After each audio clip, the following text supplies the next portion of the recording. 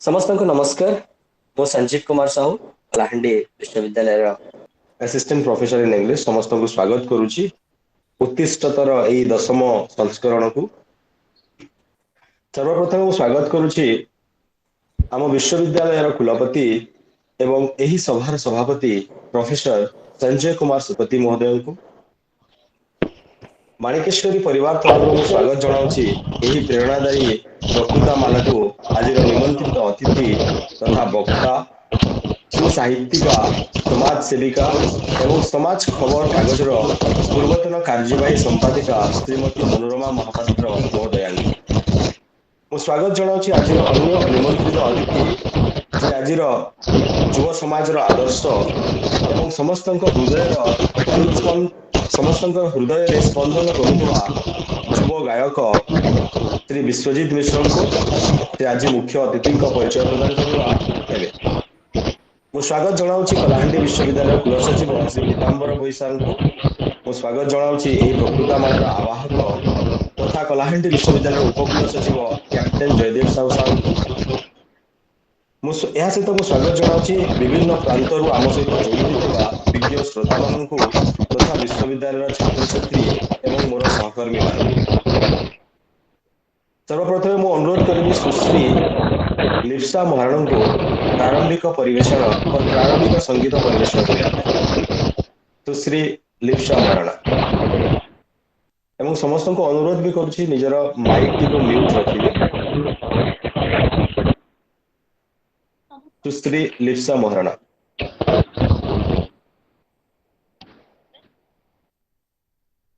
निज सुख लागी जातनु हे हिंदू विश्व हिते हिंदू प्रति रक्त बिंदु दिखाओ ए सत्य अपना पराणी दियो एहि मंत्र सर्ववन काले रहिब नाही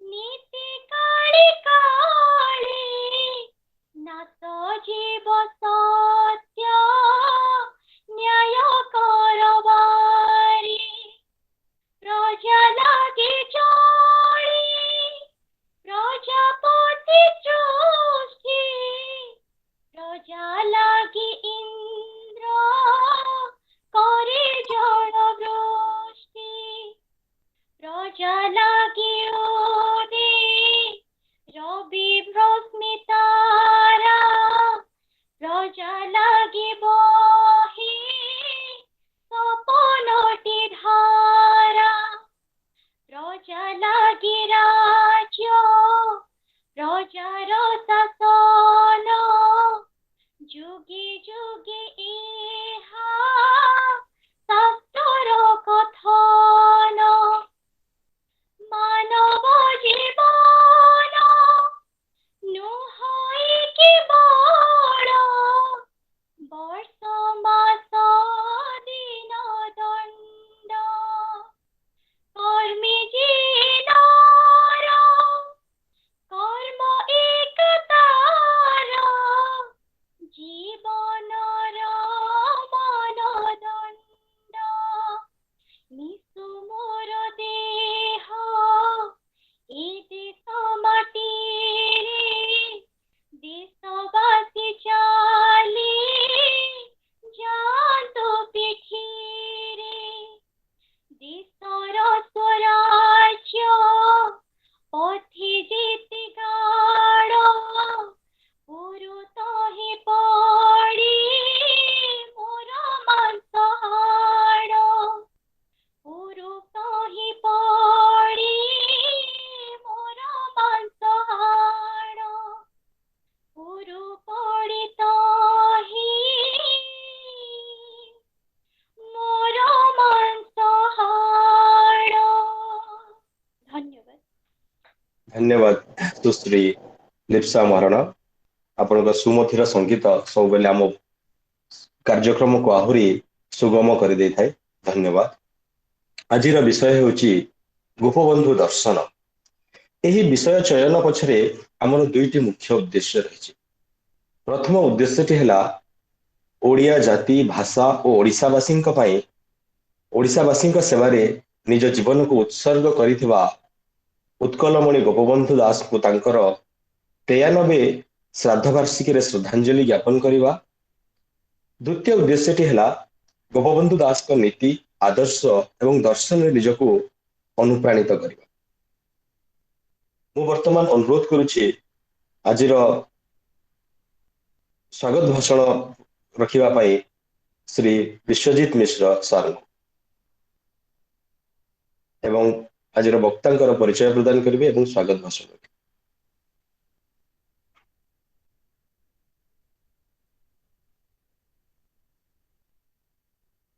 ମାଇକ୍ ଅନମ୍ୟୁଟ କରନ୍ତୁ, ମାଇକ୍ ଅନମ୍ୟୁଟ ୟୋର ମାଇକ୍। ସମସ୍ତଙ୍କୁ ପ୍ରଥମେ ଯେତେ ଜଣ ଗୁରୁଜନ ମାନେ ଅଛନ୍ତି ଆମ ସହିତ ଏହି କାର୍ଯ୍ୟକ୍ରମରେ ସମସ୍ତଙ୍କୁ ପ୍ରଥମେ ପ୍ରଣାମ ଜଣାଉଛି। ଏହି ସୁନ୍ଦର କାର୍ଯ୍ୟକ୍ରମରେ ମତେ ଗୋଟେ ଏତେ ବଡ଼ ସୁଯୋଗ ଦେଇଥିବାରୁ ମୋର ଗୁରୁ ମୋର ଆଦର୍ଶ ମୋର ପ୍ରିୟ ସଞ୍ଜୟ ସାରଙ୍କୁ ବହୁତ ବହୁତ ଧନ୍ୟବାଦ। ଏବଂ ମୁଁ ଆଜି କାହା ବିଷୟରେ କହିବାକୁ ଯାଉଛି ଯିଏ କି କେବଳ ଓଡ଼ିଶା ନୁହେଁ ସାରା ବିଶ୍ୱରେ ଜଣେ ଅନନ୍ୟ ପ୍ରତିଭା ଆମ ଓଡ଼ିଶା ମାଟି ପାଇଁ ବିଭୁ କୃପା ଏବଂ ତା ସହିତ ଆଜି ଗୋପବନ୍ଧୁ ଦର୍ଶନ ଉପରେ ଆମର ଆଲୋଚନା। ଗୋପବନ୍ଧୁଙ୍କ ଉପରେ ତ ମନୋରମା ମହାପାତ୍ରଙ୍କର ମାନେ ଯଦି ଆମେ କହିବା ଆମ ଭାଷାରେ ଆମ ୟଙ୍ଗ ଜେନେରେସନ ର ଭାଷାରେ କପିରାଇଟ ଅଛି ଗୋପବନ୍ଧୁଙ୍କ ଉପରେ ମନୋରମା ମହାପାତ୍ରଙ୍କର।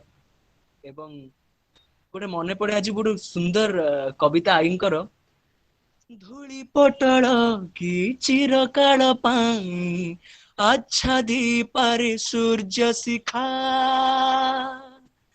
ଧୂଳି ଝଡ଼ କେବେ ଲିଭାଇ ପାରେ କି ଧୂର୍ଯ୍ୟଟି ଭଲ ସୂର୍ଯ୍ୟ ଟିକା ସେ ଏ ଜାତିର ସାରଥି ସାଥୀ ସେ ଏ ଜାତିର ସାରଥି ସାଥୀ ସକଳ ଘଟରେ ନାରାୟଣ ଦେଖି ତୀର୍ଥ କଲା ଯେ ବିଶ୍ଵ ମାଟି ତିମିର ବିଦାରି ଦିଗ ଦେଖାଇବ ସେଇ ଏ ଜାତିର ସାରଥି ସାଥୀ। ଏ ଗୋଟେ ସୁନ୍ଦର କବିତା କେବଳ ପ୍ରଥମ ଧାଡି ଏବଂ ଶେଷ ଧାଡିକୁ ମୁଁ ଆପଣ ମାନଙ୍କୁ ଗାଇକି ଶୁଣେଇଲି। କବିତା ଉଚ୍ଚ କୋଟିର କବିତା ଗୋପବନ୍ଧୁଙ୍କ ଉପରେ ଆଈଙ୍କର। ବର୍ତ୍ତମାନ ଆର ଅଡିଓ ଭର୍ଜନ ବି ମୁଁ କରୁଛି ବହୁତ ଶୀଘ୍ର ଆପଣ ମାନେ ଶୁଣିପାରିବେ। ତେବେ କଥା ଆସେ ଯେ ପରିଚୟ ଦବାର କଣ ପରିଚୟ ଦେବି ସେ ତାଙ୍କ ନାଁ ହିଁ ତ ଗୋଟେ ଏପରି ପରିଚୟ ଯାହା ଗୋଟେ ଦିଗନ୍ତ ବିସ୍ତାରୀ ଚିନ୍ତାଧାରାର ସେ ପ୍ରତୀକ ଏବଂ ପ୍ରଚଣ୍ଡ ପ୍ରତିଭା ସମ୍ପନ୍ନ ଯାହାଙ୍କର କଣ୍ଠରେ ସ୍ଵୟଂ ମା ସରସ୍ଵତୀ ବିରାଜିତା ମା ସାରଳା ବିରାଜିତା ବୋଲି ମୁଁ ସବୁବେଳେ କହେ ସବୁଆଡେ। ଏବଂ ଯେମିତି କହିଲି ମୁଁ ଓଡିଶାରେ ଆମେ ମାନେ ବହୁତ ଧନ୍ୟ ଯେ ଜଣେ ଏଭଳି ପ୍ରତିଭାକୁ ଆମେ ମାନେ ଓଡିଶାରେ ପାଇଛୁ। ଜନ୍ମ ହୁଏ 1934 ମସିହା ଜୁନ 10 ତାରିଖ ଆଠଗଡ ରାଧାନାଥପୁର ଶାସନରେ ପିତାଙ୍କୁ ଆପଣ ମାନେ ସମସ୍ତେ ଜାଣନ୍ତି ପିତା ମାତା ଆପଣ ସମସ୍ତେ ଜାଣନ୍ତି ଏବଂ ବିଦ୍ୟାଳୟର ଅଧ୍ୟୟନ ଆରମ୍ଭ ହୁଏ 1938 ମସିହାରେ ଯେତେବେଳେ କଟକରେ ପ୍ରଥମ ଥର ମନୋରମା ମହାପାତ୍ର ପାଦ ଥାପନ୍ତି ଚାନ୍ଦିନୀ ଚୌକ ରେ ସେତେବେଳେ ପ୍ରତିଷ୍ଠା ହୁଏ ଚାନ୍ଦିନୀ ଚୌକ ପ୍ରାଥମିକ ବିଦ୍ୟାଳୟ ଏବଂ ପ୍ରତିଷ୍ଠା ହୁଏ ଏବଂ ମନୋରମା ଆଇ ସେଇଠି ପ୍ରଥମ କରି ପାଠ ପଢିବା ଆରମ୍ଭ କରନ୍ତି। ତାପରେ 1942 ମସିହାରେ ରେଭେନ୍ସା ଗାର୍ଲସ ହାଇସ୍କୁଲକୁ ପାଠ ପଢିବା ପାଇଁ ରେଭେନ୍ସା ଗାର୍ଲସ ହାଇ ସ୍କୁଲ ଯେମିତି ଆମେ ମାନେ ସମସ୍ତେ ଜାଣିଛେ ବିଦ୍ୟାଳୟ ଜୀବନ ସମସ୍ତଙ୍କ ଜୀବନରେ ଗୋଟେ ବହୁତ ଗୁରୁତ୍ୱପୂର୍ଣ୍ଣ ଭୂମିକା ବହନ କରେ ସେଇଠି ହିଁ ଆମେ ଜାଣିପାରୁ ସମସ୍ତେ ଯେ କିଏ ଭଲ ଗୀତ ଗାଇପାରେ କିଏ ଭଲ ପାଠ ପଢିପାରେ କିଏ ଭଲ ନାଚିପାରେ ଏକ୍ସଟ୍ରା କରିକୁଲାର ଆକ୍ଟିଭିଟିଜ କାହାର କଣ ଅଛି ଆଈଙ୍କର ମଧ୍ୟ ସେଇଠି ବିକାଶ ଲାଭ କରିଛି ସବୁ ଏକ୍ସଟ୍ରା କରିକୁଲାର ଆକ୍ଟିଭିଟିଜ ସେଇଠି ଆଇ ଗୀତ ଗାଉଥିଲେ ଅଭିନୟ କରୁଥିଲେ ଡ୍ରାମା କରୁଥିଲେ ତା ସହିତ ଟିକେ ଟିକେ କବିତା ଲେଖିବା ମଧ୍ୟ ସେଠୁ ଆରମ୍ଭ ହେଇଯାଇଥିଲା ଏବଂ मैट्रिक पास करती आई 42 रे ना 42 रे 50 मैट्रिक 50 रे मैट्रिक पास करती मैट्रिक पास करती भाग्यर केडे विडंबना देखंतु फर्स्ट क्लास मैट्रिक पास करती सर्टिफिकेट पाइबा पूर्वरु आईंकर विवाह हो जाए एवं आपण माने समस्त जानिचंती से जाक विवाह करथिले द ग्रेट पर्सनालिटी श्री प्रदारविंद महापात्र एवं से आम ओडिशार अनन्य गर्व अनेक अवदान तांकर ओडिशा प्रति रहिछि एवं तांको विवाह करि सारिबा परे ससुर तांकर कथा देइथिले जे बहु को निश्चय पाठ पढेबी किंतु ससुर कथा रक्षा कले नहीं आ आगु को पाठ पढिबार सुजोग मिलिला नाही सेठी सामूहिक भाबरे किछ समय तापरे जेतेबेले 13 वर्ष परे तापरे पुणी पाठ पढ़ा आरंभ होला से गोटे बहुत लॉन्ग स्टोरी जेतेबेले 13 वर्ष परे पुणी पाठ पढ़िबा पई इच्छा कले सेतेबेले परिस्थिति परिवेश सेतिकी अनुकूल नथाई भी बहुत चेष्टा बहुत प्रचेष्टा रे भी जेतेबेले गले पुणी कॉलेज रे ना लेखेबा पई सेतेबेलकू मैट्रिक सर्टिफिकेट तो आनी नांती विवाह हो जाइछि 13 वर्ष पूर्वे matric certificate Ravenshaw girls high school रे थुआ हिचे एवं सेतेबेले बेस्ट स्टूडेंट मध्ये हेतिले आई माने स्कूल रेभेन्सा गर्ल्स हाई स्कूल रे बेस्ट स्टूडेंट मध्ये हेतिले किंतु से अवार्ड मध्ये सेठी थुआ हितला आनी पार नांती विवाह हो जाइतिला बहुत सेठी गोटे आध्यात्मिक दृष्टिकोण अछि जाहाकू म आगु को निश्चय कहिबी आध्यात्मिक कथा जेतेबेले मु कहिबी तांको जीवन रो सेतेबेले सेठी गोटे सेई भली घटना घटिला एवं सर्टिफिकेट पाइकी पुणी बहुत कष्ट रे बहुत झड़ झंझार सहित सेतेबेले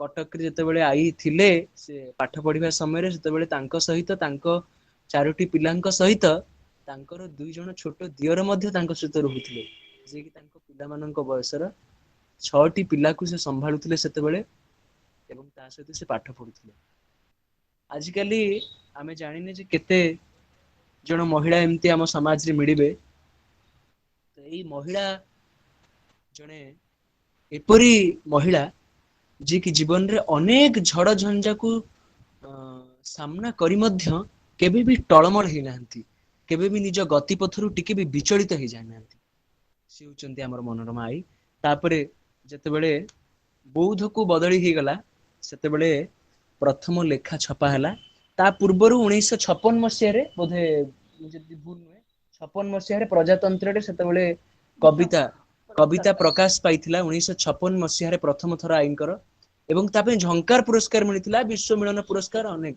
67 रे झंकार पुरस्कार मिलिथिला एवं बौद्ध को जेतेबेले तांकर ट्रांसफर हला सेठी प्रथम बही लेखा छपा हला प्रथम जुआर जेउठी उठे प्रथम बही तांकर सेठी लेखा हला से बहीटीर कविता गुड़िक नारी सशक्तिकरण उपरे थिला एवं ता परवर्ती समय रे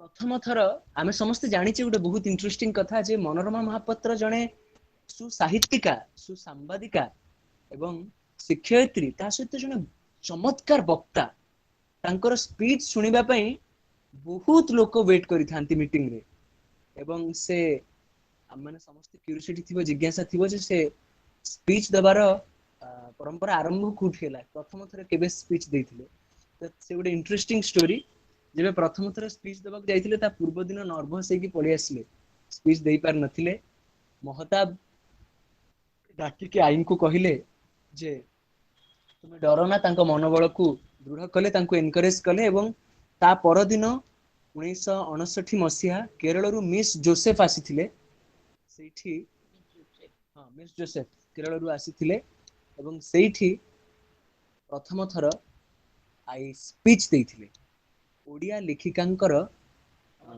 समस्या सेरा तार शीर्षक थिला ओडिया लेखिकांकर समस्या ता ऊपर आई प्रथम थर पई जीवन रे स्पीच देथिले जाको हाईली एप्रिशिएट करथिले समस्त एवं मिस जोसेफ तो बहुत प्रशंसा करथिले ताकू महताब कठू आरंभ करी जेते जण दर्शक थिले विमुग्ध हेथिले से ये रे स्पीच रे सेठू आरंभ हुए मनोरमा आईंकर स्पीच दबार वक्ता भाबरे तांकर जीवन रो सेठू आरंभ हुए तापरी अनेक मंच अनेक ऑर्गेनाइजेशन सहित जड़ित हवा परे लक्ष लक्ष अगणित जगार से स्पीच देइचंती एवं तांको स्पीच को समस्ते अपेक्षा करी रही थांती तापरे जेतेबेले पदारविंद बाबू जापान गले सेतेबेले ही प्रथम थर पई 2 वर्ष पई जेतेबेले जापान जाइथिले 61 मसिया रे जापान जाइथिले पदारविंद बाबू सेतेबेले आपण पाठ पढा पुणी 13 वर्ष पर आरंभ होला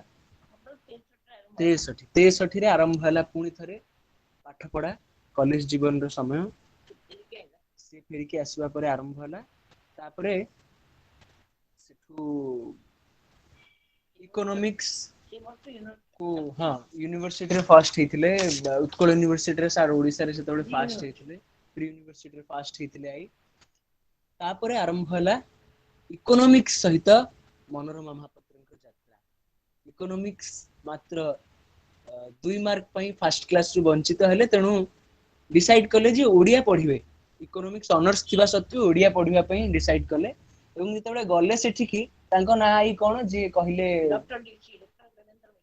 डॉक्टर देवेंद्र मिश्र तांकर जदि इकोनॉमिक्स अर्थनीति पंडित जदि आज इकोनॉमिक्स रे आई एते सफल इकोनॉमिक्स रे गोटे अनन्य ना ओडिसा रे ताहले ता प्रथरे ए व्यक्तिंकर अवदान कारण आई जाइथिले एक्चुअली ओडिया रे करिवा पई एवं सेतेबेले तांको कहिले तू तो झंकार रे तोर प्रकाशित होईची कविता प्रजातंत्र रे तो कविता बारी झंकार पुरस्कार तू पाइछु कुंकुम रे तोर कविता बारछि तू आउ कोन ओडिया पढिबु तू कोन ओडिया जानिनु तो राधानाथ रतन जियो तुम ओडिया कोन पढिबो तमे इकोनॉमिक्स पढ एवं if you want to successful in every sphere of your life then choose economics सेबेले तांको से कहिथिले एवं सेठी आई चिरी देथिले से ओडिया रो फॉर्म आउ इकोनॉमिक्स रो पाठ आरंभ कले पास आउट होला पर सेतेबेले 2 वर्ष चाकरी तो सेमति सेतेबेले नथिला एते फैसिलिटी नथिला तापरे इवनिंग कॉलेज रे जॉइन कले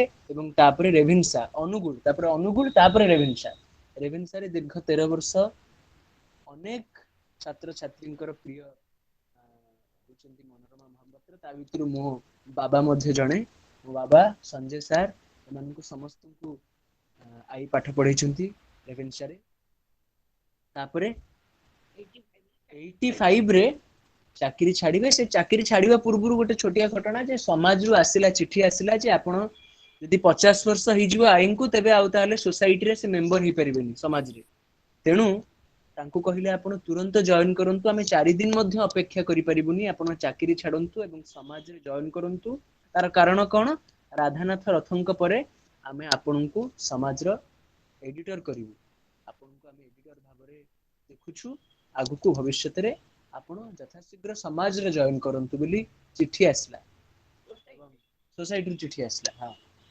एवं तापरे 85 रे आई चाकरी छाडिले एवं समाज रे जॉइन कले तापरे सेठू 89 रे पदारविंद सेवा सदन कलिकता रे 89 बोधे 89 रे पदारविंद सेवा सदन कलिकता रे 88 रे पदारविंद बाबूंको देहांत परे 89 रे तयारी हैला पदारविंद सेवा सदन कलिकता रे एवं सेतेबेले बेस्ट एडिटर रो अवार्ड ईश्वर चंद्र विद्यासागर अवार्ड एवं 99 महाबात्या रे तांकर उल्लेखनीय हां बेस्ट सोशल वर्कर अवार्ड ए सब समाज रे जॉइन करिबा परे ए जो समाज सेवार काम जोटा कि जहार भित्ति प्रस्तर स्थापन हेतिला बौद्धरे ही आरंभ होइतिला समाज सेवार जो काम प्रथम थर बौद्धरु जो आरंभ होइतिला एटा सब डेवलप करी समाज रे जॉइन करला परे एटा सब आरंभ होला 85 रे लोकसभा को युवा मंडल 85 रे लोकसभा को युवा मंडल रो प्रतिष्ठा एवं तार प्रथम संपादक प्रभास आचार्य प्रथम संपादक वर्तमान प्रभास मामू समाज रे प्रभास आचार्य आपण मन समस्त जानंती तांको जीवन रो बहुत तांको जीवन रे आईंकर बहुत अवदान एवं से सब बेले सब स्थान रे मध्ये कहंती केवल सेही भली नुहे अनेक व्यक्तित्वଙ୍କ जीवन रे डी प्रकाश राव चली गलेनी मोर हठात मने पडुची मु खाली ए कथा भितर तांको विषय रे कहे आईंकर समाज सेवा दिग को जदी आसीबा ताहले एमिति कोनोसी क्षेत्र समाज सेवार नाही जोठी ହଁ ସତ୍ୟବାଦୀ କୁଆଡେ ହଁ ହଁ ସେଠୁ ସୁଆଣ୍ଡରେ ହଁ କର୍ମକ୍ଷେତ୍ରରୁ ଜନ୍ମକ୍ଷେତ୍ର ତାପରେ ସୁଆଣ୍ଡ ସେତୁ ନିର୍ମାଣ ହେଲା ସୁଆଣ୍ଡ ସେତୁର ନିର୍ମାଣରେ ମଧ୍ୟ ଆଈଙ୍କର ବହୁତ ବଡ ଅବଦାନ ଏବଂ ତାପରେ ଅନେକ ହଁ ମୁଁ ଯୋଉ କହୁଥିଲି ରକ୍ତଦାନ ବିଷୟରେ ମୁଁ ଟିକେ ଖାଲି ଇଣ୍ଟରପ୍ଟ କରିବି ମଝିରେ ରକ୍ତଦାନ ବିଷୟରେ ମୋର ମନେ ପଡୁଛି ଯେ ଡି ପ୍ରକାଶ ରାଓ ପଦ୍ମଶ୍ରୀ ବର୍ତ୍ତମାନ ଗତ ବର୍ଷ ତାଙ୍କର ଦେହାନ୍ତ ହେଲା ଡି ପ୍ରକାଶ ରାଓଙ୍କୁ ଅନେକ ଏନକରେଜମେଣ୍ଟ କରିଛନ୍ତି ଆଇ ବହୁତ ଏନକରେଜମେଣ୍ଟ ପ୍ରଥମ ପୁରସ୍କାର ପାଇଛନ୍ତି ଏବଂ ରକ୍ତଦାନ ବ୍ଲଡ ବ୍ୟାଙ୍କର ଚେୟାରପର୍ସନ ଥିବା ବେଳେ ଗୋଟେ ବୈପ୍ଳବିକ ପରିବର୍ତ୍ତନ ହେଇଥିଲା ସେତେବେଳେ ମନୋରମା ଆଇଙ୍କ ଦ୍ୱାରା ଯେତେବେଳେ ରକ୍ତଦାନର ଘୋର ଅଭାବ ଓଡିଶାରେ ସେତେବେଳେ ଚାଲିଥାଏ ସେ ପରିସ୍ଥିତିରେ ଗୋଟେ ବୈପ୍ଳବିକ ପରିବର୍ତ୍ତନ ଅନେକ ରକ୍ତଦାନ ଶିବିର ଏବଂ ଅନେକ ରକ୍ତଦାତାଙ୍କୁ ଉତ୍ସାହିତ କରିବା ଯେମିତିକି ଡି ପ୍ରକାଶ ରାଓଙ୍କ ସହିତ ଅନେକ ଲକ୍ଷ ଲକ୍ଷ ରକ୍ତଦାତାଙ୍କୁ ପ୍ରୋତ୍ସାହିତ କରିବା ଉତ୍ସାହିତ କରିବା ରକ୍ତଦାନ ପାଇଁ ସମାଜରେ ଗୋଟେ ବୈପ୍ଳବିକ ପରିବର୍ତ୍ତନ ଏବଂ ତା ସହିତ ଅର୍ଗାନାଇଜେସନ ବିଷୟରେ କଣ କହିବି ଯେତେ ଅର୍ଗାନାଇଜେସନ ବିଷୟରେ ଯେତିକି ରୁମ ନାହିଁ ତାଠୁ ଅଧିକ ଅର୍ଗାନାଇଜେସନ ସହିତ ଆଇ ଜଡିତ ତା ଭିତରୁ କିଛି ଯେତିକି ମୋର ମନେ ଅଛି ମୁଁ ସେତିକି କହିବି କଳା ବିକାଶ କେନ୍ଦ୍ର ସାଂସ୍କୃତିକ ଏଇ ତ ସମାଜ ସେବା ଗଲା ଆପଣଙ୍କ ସାଂସ୍କୃତିକ କ୍ଷେତ୍ରରେ ଦେଖନ୍ତୁ ସଦଗୁରୁ ଫାଉଣ୍ଡେସନ ର ତାପରେ ଦୟାଶ୍ରମ ପ୍ରତିଷ୍ଠାତା ମେମ୍ବର ରମାଦେବୀ ଟ୍ରଷ୍ଟ ର founder member Athagarh women's college ଆଉ ଗୋଟେ ଆଠଗଡ ଓମେନ୍ସ କଲେଜ ଯେତେବେଳେ ଶିକ୍ଷା କ୍ଷେତ୍ରରେ କଥା ଆସେ ମନୋରମା ମହାପାତ୍ର ଯଦି ଶିକ୍ଷା କ୍ଷେତ୍ରରେ ମନୋରମା ମହାପାତ୍ରଙ୍କ ଅବଦାନ କଣ ବହୁତ ଅବଦାନ ଶିକ୍ଷା ନାଇଁ ନାଇଁ ସେ ଡୋକ୍ରି ମନ୍ଦିର ଯାଇ ତା ଭିତରୁ ବିଶ୍ୱଜିତ ଗୋଟେ ହଉଛି ଆଜ୍ଞା ହଁ ଲୋକମାନେ ବ୍ୟସ୍ତ ହେଲେଣି ମାମାଙ୍କୁ ଶୁଣିବା ପାଇଁ ନିଶ୍ଚୟ ନିଶ୍ଚୟ ମୁଁ ଖାଲି ଅଳ୍ପରେ ଆଉ ଶେଷ କରୁଛି ଯେ ଅନେକ କବିତା ଅନେକ ଗଳ୍ପ ଅନେକ ଶିଶୁ ସାହିତ୍ୟର ଭଣ୍ଡାର ଦିଗନ୍ତ ବିସ୍ତାରୀ ଚିନ୍ତାଧାରାର ମହାନାୟିକା ମୋର ଆଈ ମନୋରମା ମହାପାତ୍ର ତାଙ୍କ ବିଷୟରେ କହିଲେ ବୋଧେ ଏ ଆମର ଆଜିର ଆଲୋଚନା 6 ଘଣ୍ଟା 7 ଘଣ୍ଟା ଗୋଟେ ଦିନ ମଧ୍ୟ ଚାଲିବ ମୁଁ ଯେତିକି ପାରିଛି ଅଳ୍ପ ସମୟ ଭିତରେ ଆପଣ ମାନଙ୍କୁ କହୁଛି ଏବଂ ଏତିକି ଭିତରେ ଚାଲିଛି ଏବଂ ବର୍ତ୍ତମାନ ଓଭର ଟୁ ଆଈ ସେ ବର୍ତ୍ତମାନ ଆପଣ ମାନେ ତାଙ୍କୁ ଶୁଣିବା ପାଇଁ ବ୍ୟସ୍ତ ବିବ୍ରତ ତେଣୁ ସିଏ ବର୍ତ୍ତମାନ ଆପଣ ମାନଙ୍କୁ ପାଖରେ ଉପସ୍ଥିତ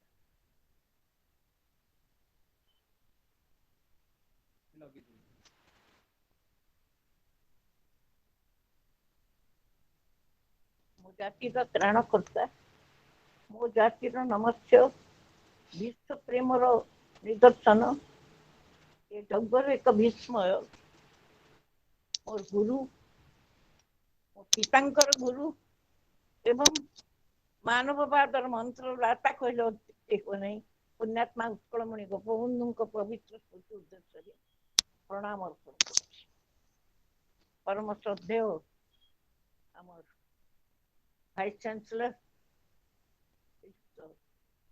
ଡକ୍ଟର ଶତପଥୀ ମହୋଦୟ ତଥା ଅନ୍ୟମାନେ ସମସ୍ତଙ୍କୁ ମୁଁ ପ୍ରାଣ ଭରା ଆଶୀର୍ବାଦ କରୁଛି ଆନ୍ତରିକ କୃତଜ୍ଞତା ଜଣାଉଛି ଯେ ପୁଣ୍ୟାତ୍ମା ଉତ୍କଳମଣିଙ୍କର ଶ୍ରାଦ୍ଧ ଉପଲକ୍ଷେ ଆଜି ଯୋଉ ଆୟୋଜନ କରିଛନ୍ତି ତାଙ୍କ ସ୍ମୃତି ତର୍ପଣ ପାଇଁ ଏବଂ ତାଙ୍କ ସହିତ ଜଡ଼ିତ କରିବା ପାଇଁ ଆଧୁନିକ ଯୁଗର ଯୋଉ ଯୁବଶକ୍ତିକୁ ତାଙ୍କର ଏଇ ଗୋଟେ ଚମତ୍କାର ଚିନ୍ତନ ଉତ୍ତିଷ୍ଠତ ଜାଗ୍ରତ ପ୍ରାପ୍ୟବରାନିବୋଧତ ପୁରଶ୍ଚ ଧାରା ଦୂରତ ନିଶ୍ଚିତା ଦୁର୍ଗମ ପତତ କବୟ ବଦନ୍ତି ଉତ୍ତିଷ୍ଠତ ହେବା ପାଇଁ ଉଦ୍ବୋଧନ ଦେଇଥିଲେ ଆମର ହଉଛନ୍ତି ସ୍ୱାମୀଜୀ Arise and awake and stop not till the goal is reached.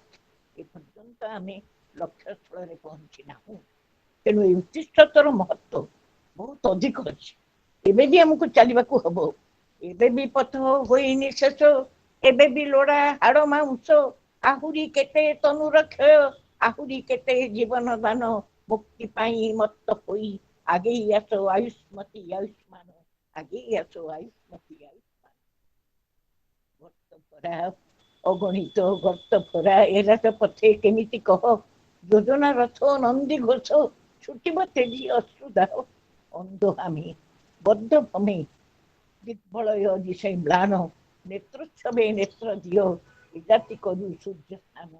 ଏ ପ୍ରଣାମ ମୁଁ ଜଣେଇଥିଲି ମୋର ଗୁରୁଦେବ ପୁଣ୍ୟାତ୍ମା ଉତ୍କଳମଣି ଗୋପବନ୍ଧୁଙ୍କୁ ତାଙ୍କର ମହାପ୍ରାଣ ଦିବସରେ ବହୁ ବର୍ଷ ତଳେ। ଏବେ ମଧ୍ୟ ସେ କବିତାର ପ୍ରାସଙ୍ଗିକତା ରହିଛି, କାରଣ ଏବେ ମଧ୍ୟ ଦୂର ହେଇନାହିଁ। ସେ ଲେଖିଥିଲେ, ସେ କହିଥିଲେ, ସେ କରିଥିଲେ, ପୁରୁତ ହିଁ ପଡ଼ି ମୋର ମାଂସ ହାଡ଼। କିନ୍ତୁ ଯଦି ସେ ଆଜି ବି ଥାନ୍ତି, ସେ ତାହେଲେ କହିଥାନ୍ତେ, କହତେ ଶୁଣ ମୋହରି ଦେଶ ଭଉଣୀ ଭାଇ, ସ୍ୱାଧୀନତାର ପଛେ ଯେ ଗାଡ଼ ଭରିଲା ନାହିଁ।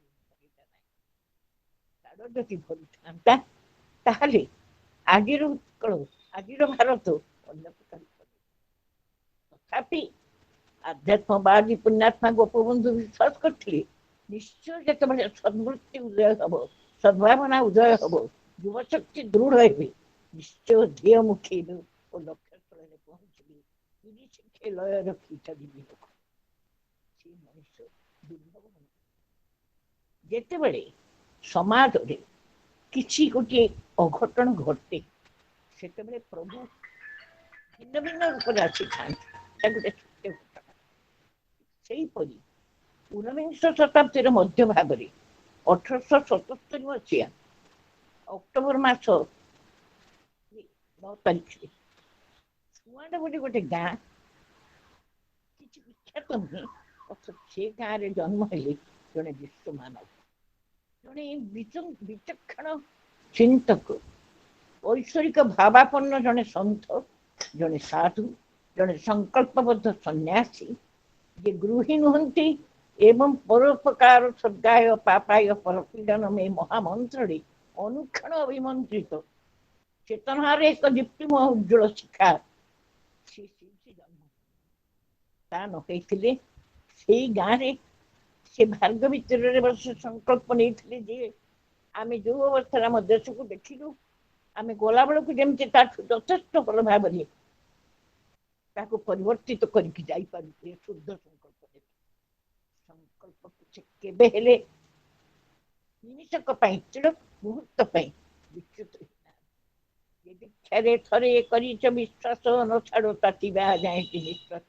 ଏ ହେଉଛି ପୁଣ୍ୟାତ୍ମା ଗୋପବନ୍ଧୁଙ୍କ ବାଣୀ, ପୁଣ୍ୟାତ୍ମା ଗୋପବନ୍ଧୁଙ୍କ ଲକ୍ଷ୍ୟ, ପୁଣ୍ୟାତ୍ମା ଗୋପବନ୍ଧୁଙ୍କ ସଂକଳ୍ପ, ଏବଂ ଏ ସଂକଳ୍ପ ଆଜୀବନ ରହିଲା। କଳ୍ପନା କରନ୍ତୁ, ଆପଣ ଭାବନ୍ତୁ ଯେ 1877 ମସିହାରୁ 1928 ମସିହା କେତେ କ୍ଷୁଦ୍ର ଜୀବନ, ମାତ୍ର 51 ବର୍ଷ ଆସିବ।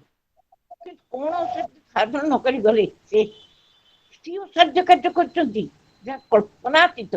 ଆମେ ବିଚାରିଲେ ମଧ୍ୟ କଳ୍ପନା କରିପାରିବା ନାହିଁ ଯେ ଜଣେ ବ୍ୟକ୍ତି ଏକା ଧାରରେ ସିଏ ହେଉଛନ୍ତି ଜଣେ ଶୁଦ୍ଧ ଚିନ୍ତକ, ଜଣେ ଭାବୁକ, ଜଣେ କବି, ଜଣେ ଦାର୍ଶନିକ, ଜଣେ ଅର୍ଥନୀତିଜ୍ଞ, ଜଣେ ସାମ୍ବାଦିକ, ବରିଷ୍ଠ ସମ୍ପାଦକ, ଆଦର୍ଶ ବ୍ୟବସ୍ଥାପକ, ଦୂରଦ୍ରଷ୍ଟା ରାଜନୀତିଜ୍ଞ, ରାଷ୍ଟ୍ରନୀତିଜ୍ଞ, ଦେଶପ୍ରେମୀ, ଜଗତକୁ ଭଲ ପାଉଥିବା, ମଣିଷକୁ ଭଲ ପାଉଥିବା, ଦିନଜନଙ୍କର ସେବା କରୁଥିବା ଅତି ଉଚ୍ଚ କୋଟିର ସାଧକ, ନୈତିକ ଜୀବନକୁ ଉନ୍ନତ କରିବା ପାଇଁ ସର୍ବାନ୍ତକରଣରେ ନିଜକୁ ସମର୍ପିତ କରିଥିବା ଜଣେ କର୍ମଯୋଗୀ, ଏବଂ ସମସ୍ତ ପ୍ରକାର କୁସଂସ୍କାରକୁ ଭାଙ୍ଗି ସମାଜକୁ ସୁଶୃଙ୍ଖଳିତ ସୁନ୍ଦର କରିବା ଦିଗରେ ତାଙ୍କର ଅବଦାନ ଅତୁଳନୀୟ। ଏବଂ ବିଶେଷ ଭାବରେ ଜଣେ ଯୁବସ୍ରଷ୍ଟା ଏବଂ ଓଡ଼ିଶାକୁ ସେ ଯାହା କରିଦେଇ ଗଲେ ସେ ସମୟରେ ସେ କଥା ଚିନ୍ତା କଲେ ଭାଷା ଶୁଣି କହିଲ। ମୋର ମନେ ପଡୁଛି ଯେତେବେଳେ ଗୋପବନ୍ଧୁଙ୍କର ମହାପ୍ରାଣ ଘଟିଗଲା, ଆମେ ସେତେବେଳେ ଜନ୍ମ ହେଇନୁ, କିନ୍ତୁ ପରେ ଖବର କାଗଜରେ ଦେଖିଲୁ ଗୋପବନ୍ଧୁଙ୍କ ଶ୍ରାଦ୍ଧ ସଂଖ୍ୟା ବାହାରେ। ଗୋପବନ୍ଧୁଙ୍କ ଶ୍ରାଦ୍ଧ ସଂଖ୍ୟାରେ ମୁଁ ଦେଖିଲି, ଶ୍ରାଦ୍ଧ ସଂଖ୍ୟାରେ ବାହାରିଛି କବିତାଟିଏ ଗୋଦାବର୍ଷ ମହାପାତ୍ରଙ୍କର। କାଳଜୟୀ କବି, ନିଆଁଖୁଣ୍ଟାର ସମ୍ପାଦକ ଗୋଦାବର୍ଷ ମହାପାତ୍ର ଲେଖିଛନ୍ତି ଗୋପବନ୍ଧୁ। ସେ କବିତାରୁ ଆପଣ ଦେଖନ୍ତୁ ଗୋଦାବରୀ ସବୁ କେତେ ବଡ ଦୂରଦ୍ରଷ୍ଟା ଥିଲେ, ଏବଂ ଗୋପବନ୍ଧୁ କଣ ତାର ଗୋଟେ ସମ୍ପୂର୍ଣ୍ଣ ତାଙ୍କର ଦର୍ଶନର ପରିପ୍ରକାଶ ଗୋଟିଏ ପଦ କବିତା ଭିତରେ ପରିସ୍ଫୁଟ। ତା କାଲିର କଥା ଯେ ଆଜି ଇତିହାସ କେମିତି ବଦଳି ଯାଉଛି ଏଠି ଦୁନିଆରେ। କାଲିର ସାଗର ବେଳାରେ ଦେଉଳ ଭିତରେ ଏଇ ଯେ ଜଳୁଛି ବତି ମୌନାବତୀ। କାଲିର ପାଷାଣ କାଲିର ମାଟି ଯେ ଆଜି କୋଣାର୍କ ପାଲଟି ଗଲା ଏମିତି ଭଲ। ଏଇ ପଥେ ତାର ଚରଣ ଗତି ଯେ ଗୁରୁ ଗମ୍ଭୀର ଶବ୍ଦ ଦେଲା। ଆଜି ଗବେଷଣା ଚାଲିଛି ତାହାରି ଦୀର୍ଘ ଅନେକ ବର୍ଷ ପରେ ମୃତ୍ୟୁ ବିଜୟୀ ମହାମାନବ ସେ ଏ ଜାତି ପ୍ରଳୟ ପୟୋଧି ଜଳି ପ୍ରଦୀପ ଜାଳି। ପ୍ରଳୟ ପୟୋଧି ଜଳ ମଧ୍ୟରେ ବି ଯଦି ପ୍ରଦୀପ ଉଠିଲା, ହୁତାସନରୁ ଯଦି ବିନ୍ଦୁଏ ଜଳ ମିଳିଲା, ତାହେଲେ ସିଏ ହଉଛି ପ୍ରଭୁଙ୍କର ଦାନ, ଜଗନ୍ନାଥଙ୍କର କୃପା। ସେ ଜଗନ୍ନାଥଙ୍କର ମୂର୍ତ୍ତିମନ୍ତ କୃପା। ଉତ୍କଳମଣି ଛୁଆଟ ଗାଁର ଗୋପବନ୍ଧୁ ଦାସ ଯାହା ବିଶ୍ୱକର୍ତ୍ତାଙ୍କର ସର୍ବଶ୍ରେଷ୍ଠ ଅବଦାନ କହିଲେ ଅଚ୍ୟୁତି ହେବ। ଜଗନ୍ନାଥଙ୍କର ଭକ୍ତ ସେ ସେତେବେଳେ ସେତିକିବେଳେ କହିଥିଲେ। ଏବଂ ଆହୁରି ଆଶ୍ଚର୍ଯ୍ୟ କଥା, ସେ ସମୟରେ ପ୍ରଥମ କରି ସୁଆଣ୍ଡ ଗାଁର ଗୋଟିଏ ତରୁଣ ସାରା ବିଶ୍ୱକୁ ଶୁଣେଇ ଦେଲା ମାନବବାଦର ବାଣୀ। ଏସବୁ ଜାତି ଭେଦ ବର୍ଣ୍ଣ ଭେଦ ସବୁ ମିଥ୍ୟା ବୃଥା, ମଣିଷ ସବୁ ସମାନ। ସେତିକିବେଳେ ସେ କହିଲେ ନିଜ ସ୍ୱାର୍ଥ ଲାଗି ଜାତ ନୁହେଁ ହିନ୍ଦୁ, ବିଶ୍ୱ ହିତେ ହିନ୍ଦୁ ପ୍ରତି ରକ୍ତ ବିନ୍ଦୁ।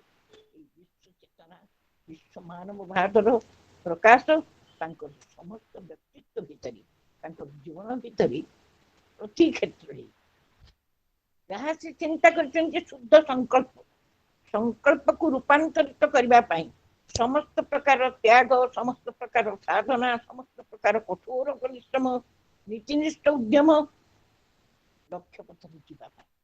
ଏବଂ ତାରି ପାଇଁ ସେ ତିଆରି କଲେ ସତ୍ୟବାଦୀ ମନୋବିଦ୍ୟାଳୟ, ମଣିଷ ତିଆରି କାରଖାନା 1913। ତାରି ପାଇଁ ସେ ସେଇ ସୁଆଣ୍ଡ ଗାଁରେ ପିଲାଙ୍କୁ ନେଇକରି ଦେଶ କାମ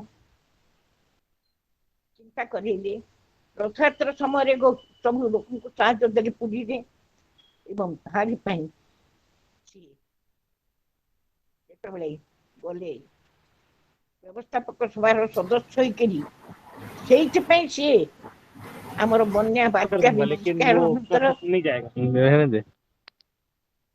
अकेला नाम तो पता चल जाएगा को।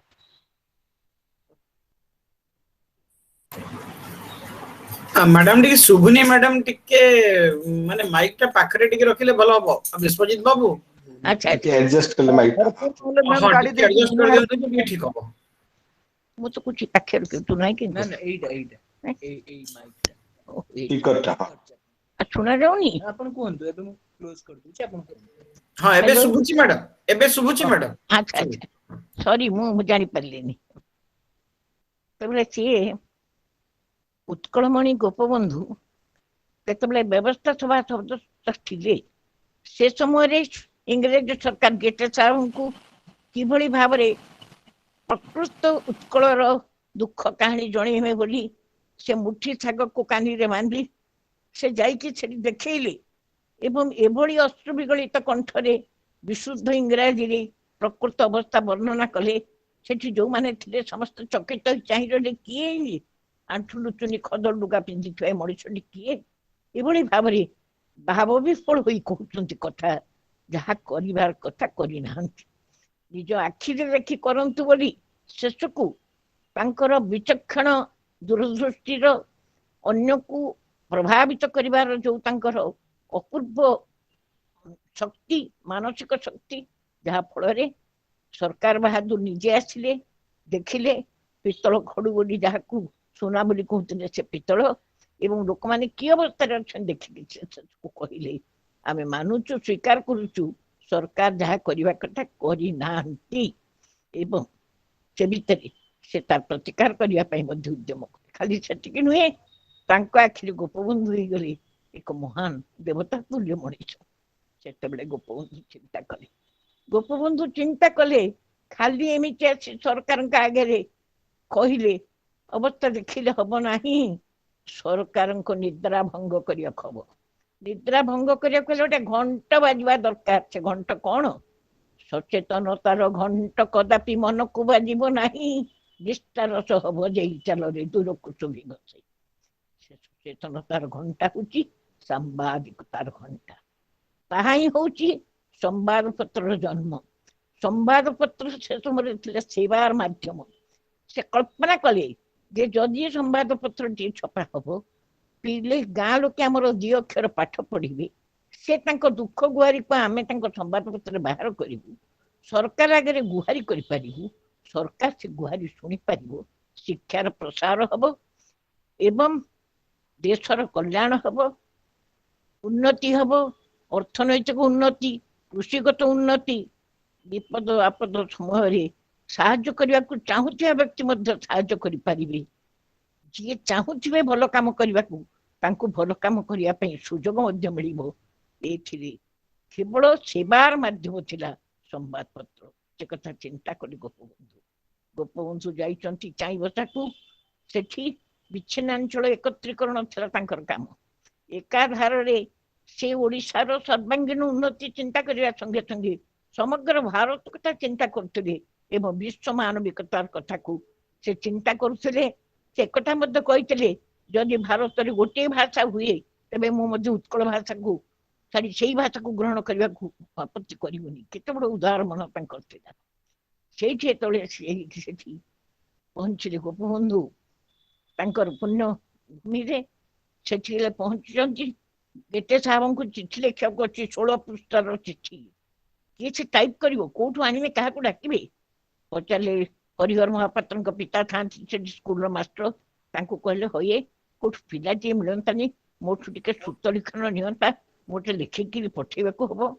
ସେ ପିଲାଟି ଖୋଜା ହେଇକିରି ଆସିଲା। ଜଙ୍ଗଲ ବିଭାଗରେ ଚାକିରି କରୁଥିଲା ପିଲାଟି, ତା ନାଁ ରାଧାନାଥ ରଥ। ସିଏ ଆସିକିରି ବସିଲେ। ଗୋପବନ୍ଧୁ ତାଙ୍କୁ ଡାକିଲେ, 16 ପେଜର ଲେଖା ସେ ଟାଇପ୍ କଲେ। ବସିକିରି କଦଳୀ ପତ୍ରରେ ସମସ୍ତେ ଡାଲମା, ଭାତ, ଓଉ ଖଟା ଖାଇଲେ। ଗୋପବନ୍ଧୁ ତାଙ୍କ ଡାଇରେ ଲେଖିଲେ। ଡାଇରେ ଲେଖିଲେ ଯେ ଆଜି ଗୋଟେ ପିଲାକୁ ଦେଖିଲି ରାଧାନାଥ ବୋଲି, ମତେ ଭଲ ଲାଗିଲା। ପିଲାଟି ଛୋଟ ଛୋଟ ପିଲା, ଭଲ ଲାଗିଲା। ସେ ଏଠି ଚାକିରି କରିଛି ଜଙ୍ଗଲ ବିଭାଗରେ, କିରାଣୀ ଚାକିରି। ସେ ରାଜି ହେଇଛି, ମୁଁ ତାକୁ ନେଇକି ଯିବି ସାକ୍ଷୀ ଗୋପାଳ। ସାକ୍ଷୀ ଗୋପାଳରୁ ସମାଜ କାଢିବି, ସମାଜ ପତ୍ରିକା କାଢିବି। ସେଇ ଯେ ମୋ ପୂଜ୍ୟ ପିତା ରାଧାନାଥ ରଥଙ୍କଠୁ ମୁଁ ଶୁଣିଛି, କହିଲେ ମା, ସେ ଯୋଉ ବ୍ୟକ୍ତିତ୍ୱ, ତାଙ୍କର ଯୋଉ ନିଷ୍ଠା, ତାଙ୍କ ଡାକରା ଯିଏ ପାଇছে ତା ଜୀବନ ଧନ୍ୟ ହେଇଯାଇଛି। ସେଦିନ ସେ ଭୁଲିଗଲେ ଯେ ମୋ ଘରେ 5ଟି ଭାଇ ଭଉଣୀ, 75 ଟଙ୍କା ଦରମା ଛାଡିକିରି 15 ଟଙ୍କାରେ ଗୋପବନ୍ଧୁଙ୍କ ଡାକରାରେ ନିମିଷକରେ ସେ ଚାକିରି ଛାଡିକି ତାଙ୍କ ସାଙ୍ଗେ ଚାଲି ଆସିଲେ ସତ୍ୟବାଦୀ ବନ ବିଦ୍ୟାଳୟକୁ ଶିକ୍ଷକତା କରିବା ପାଇଁ। କିନ୍ତୁ ଶିକ୍ଷକତା ସେ କରିନାହାନ୍ତି। ସେଇଠି ସମାଜ ସତ୍ୟବାଦୀ ବନ ବିଦ୍ୟାଳୟରୁ ବାହାରିଲା। ସେଦିନ ଥିଲା ବିଜୟା ଦଶମୀ। ସେ ହଉଛି 1919 ମସିହା ଅକ୍ଟୋବର 4 ତାରିଖ। ଗୋଟିଏ ସାପ୍ତାହିକ କାଗଜ ବାହାରିଲା, ତା ନାଁ ସମାଜ। ସମାଜ, ଭାବନ୍ତୁ କି ଦୂରଦୃଷ୍ଟା।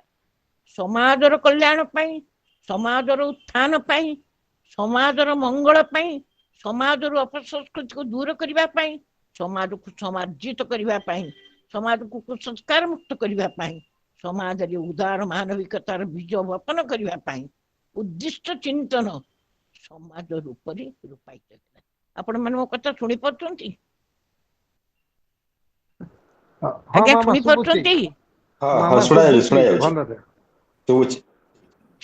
ଉପାୟିତ ହେଲା। ଏବଂ ସେଇ ଯେ ସାଧକ ଗୋପବନ୍ଧୁ, ସିଏ ହେଲେ ଶ୍ରେଷ୍ଠ ସାମ୍ବାଦିକ, ଶ୍ରେଷ୍ଠ ସମ୍ପାଦକ, ଦୂରଦ୍ରଷ୍ଟା ଏବଂ ସାମ୍ବାଦିକତା ଏବଂ ଜନସେବା, ଏ ଦୁଇଟି ଯାକ ମିଶିଗଲା।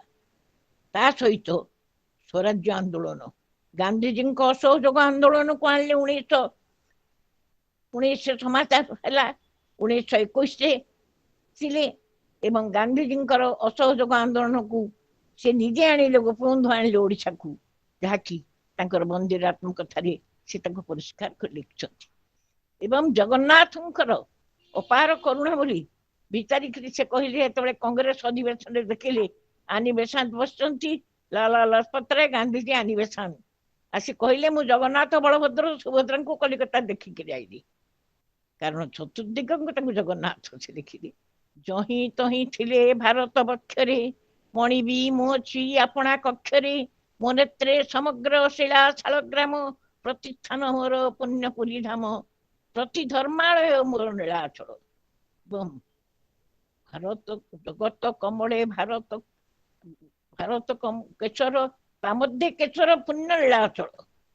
ତେଣୁ ଏଇ ଯୋଉ ନୀଳାଚଳରେ ଜାତି ଧର୍ମ ଭେଦଭାବ ନାହିଁ ଏବଂ ଜଗନ୍ନାଥ ହଉଛନ୍ତି ସାମ୍ୟ ମୈତ୍ରୀ ଭାତୃତ୍ୱ ସଂହତି ଦେବତା। ସେତେବେଳୁ ସେ କହିଥିଲେ। ଆଜି ଆପଣ ଦେଖନ୍ତୁ ସମଗ୍ର ବିଶ୍ୱ ଜଗନ୍ନାଥ ଚେତନାର ଉଦ୍ବୁଦ୍ଧ ଜଗନ୍ନାଥ ଚେତନା ପରିପୃଷ୍ଟ। ଗାନ୍ଧୀଜୀଙ୍କର ଓଡ଼ିଶା ଆଗମନର 150 ବର୍ଷ ପୂର୍ଣ୍ଣ ହେଇଛି। ଏବେ ହେଲା ପୂର୍ଣ୍ଣ ହେଇଗଲା। ଗାନ୍ଧୀଜୀ ଗୋପବନ୍ଧୁଙ୍କୁ ଦେଖିଲେ, ଗୋପବନ୍ଧୁଙ୍କର ଯାଇକିରି ଆଶ୍ରମ ଦେଖିଲେ, ସତ୍ୟବାଦୀ ଜୀବନ ବିଦ୍ୟାଳୟ ଦେଖିଲେ, ଆଶ୍ଚର୍ଯ୍ୟ ହେଇଗଲେ। ମଣିଷ ତିଆରି କାରଖାନାକୁ ଦେଖିକିରି କିଭଳି ଭାବରେ ଆମ ଓଡ଼ିଶାର ଯେତେ ବଡ ବଡ ଲୋକ ଯୋଉମାନେ ଆଦର୍ଶ ମଣିଷ ଏଇ ସତ୍ୟବାଦୀ ଜୀବନ ବିଦ୍ୟାଳୟ ଆସିଛନ୍ତି। ଅର୍ଥନୀତିଜ୍ଞ ଓଡ଼ିଶାର ବରେଣ୍ୟ ଅର୍ଥନୀତିଜ୍ଞ ଡକ୍ଟର ସଦାଶିବ ମିଶ୍ର ଏଇ ସତ୍ୟବାଦୀ ଜୀବନ ବିଦ୍ୟାଳୟରେ ପଢୁଥିଲେ। ସେ ସମାଜ ଗୋଟିକୁ ପରୀକ୍ଷା ତାକୁ ବିକ୍ରି ମଧ୍ୟ କରିକି ଚଳିଛନ୍ତି। ଯେଦିନ ସମାଜ ଜନ୍ମଗ୍ରହଣ କଲା ମାତ୍ର 4ଟି ଲୋକ ସେଠି ଥିଲେ।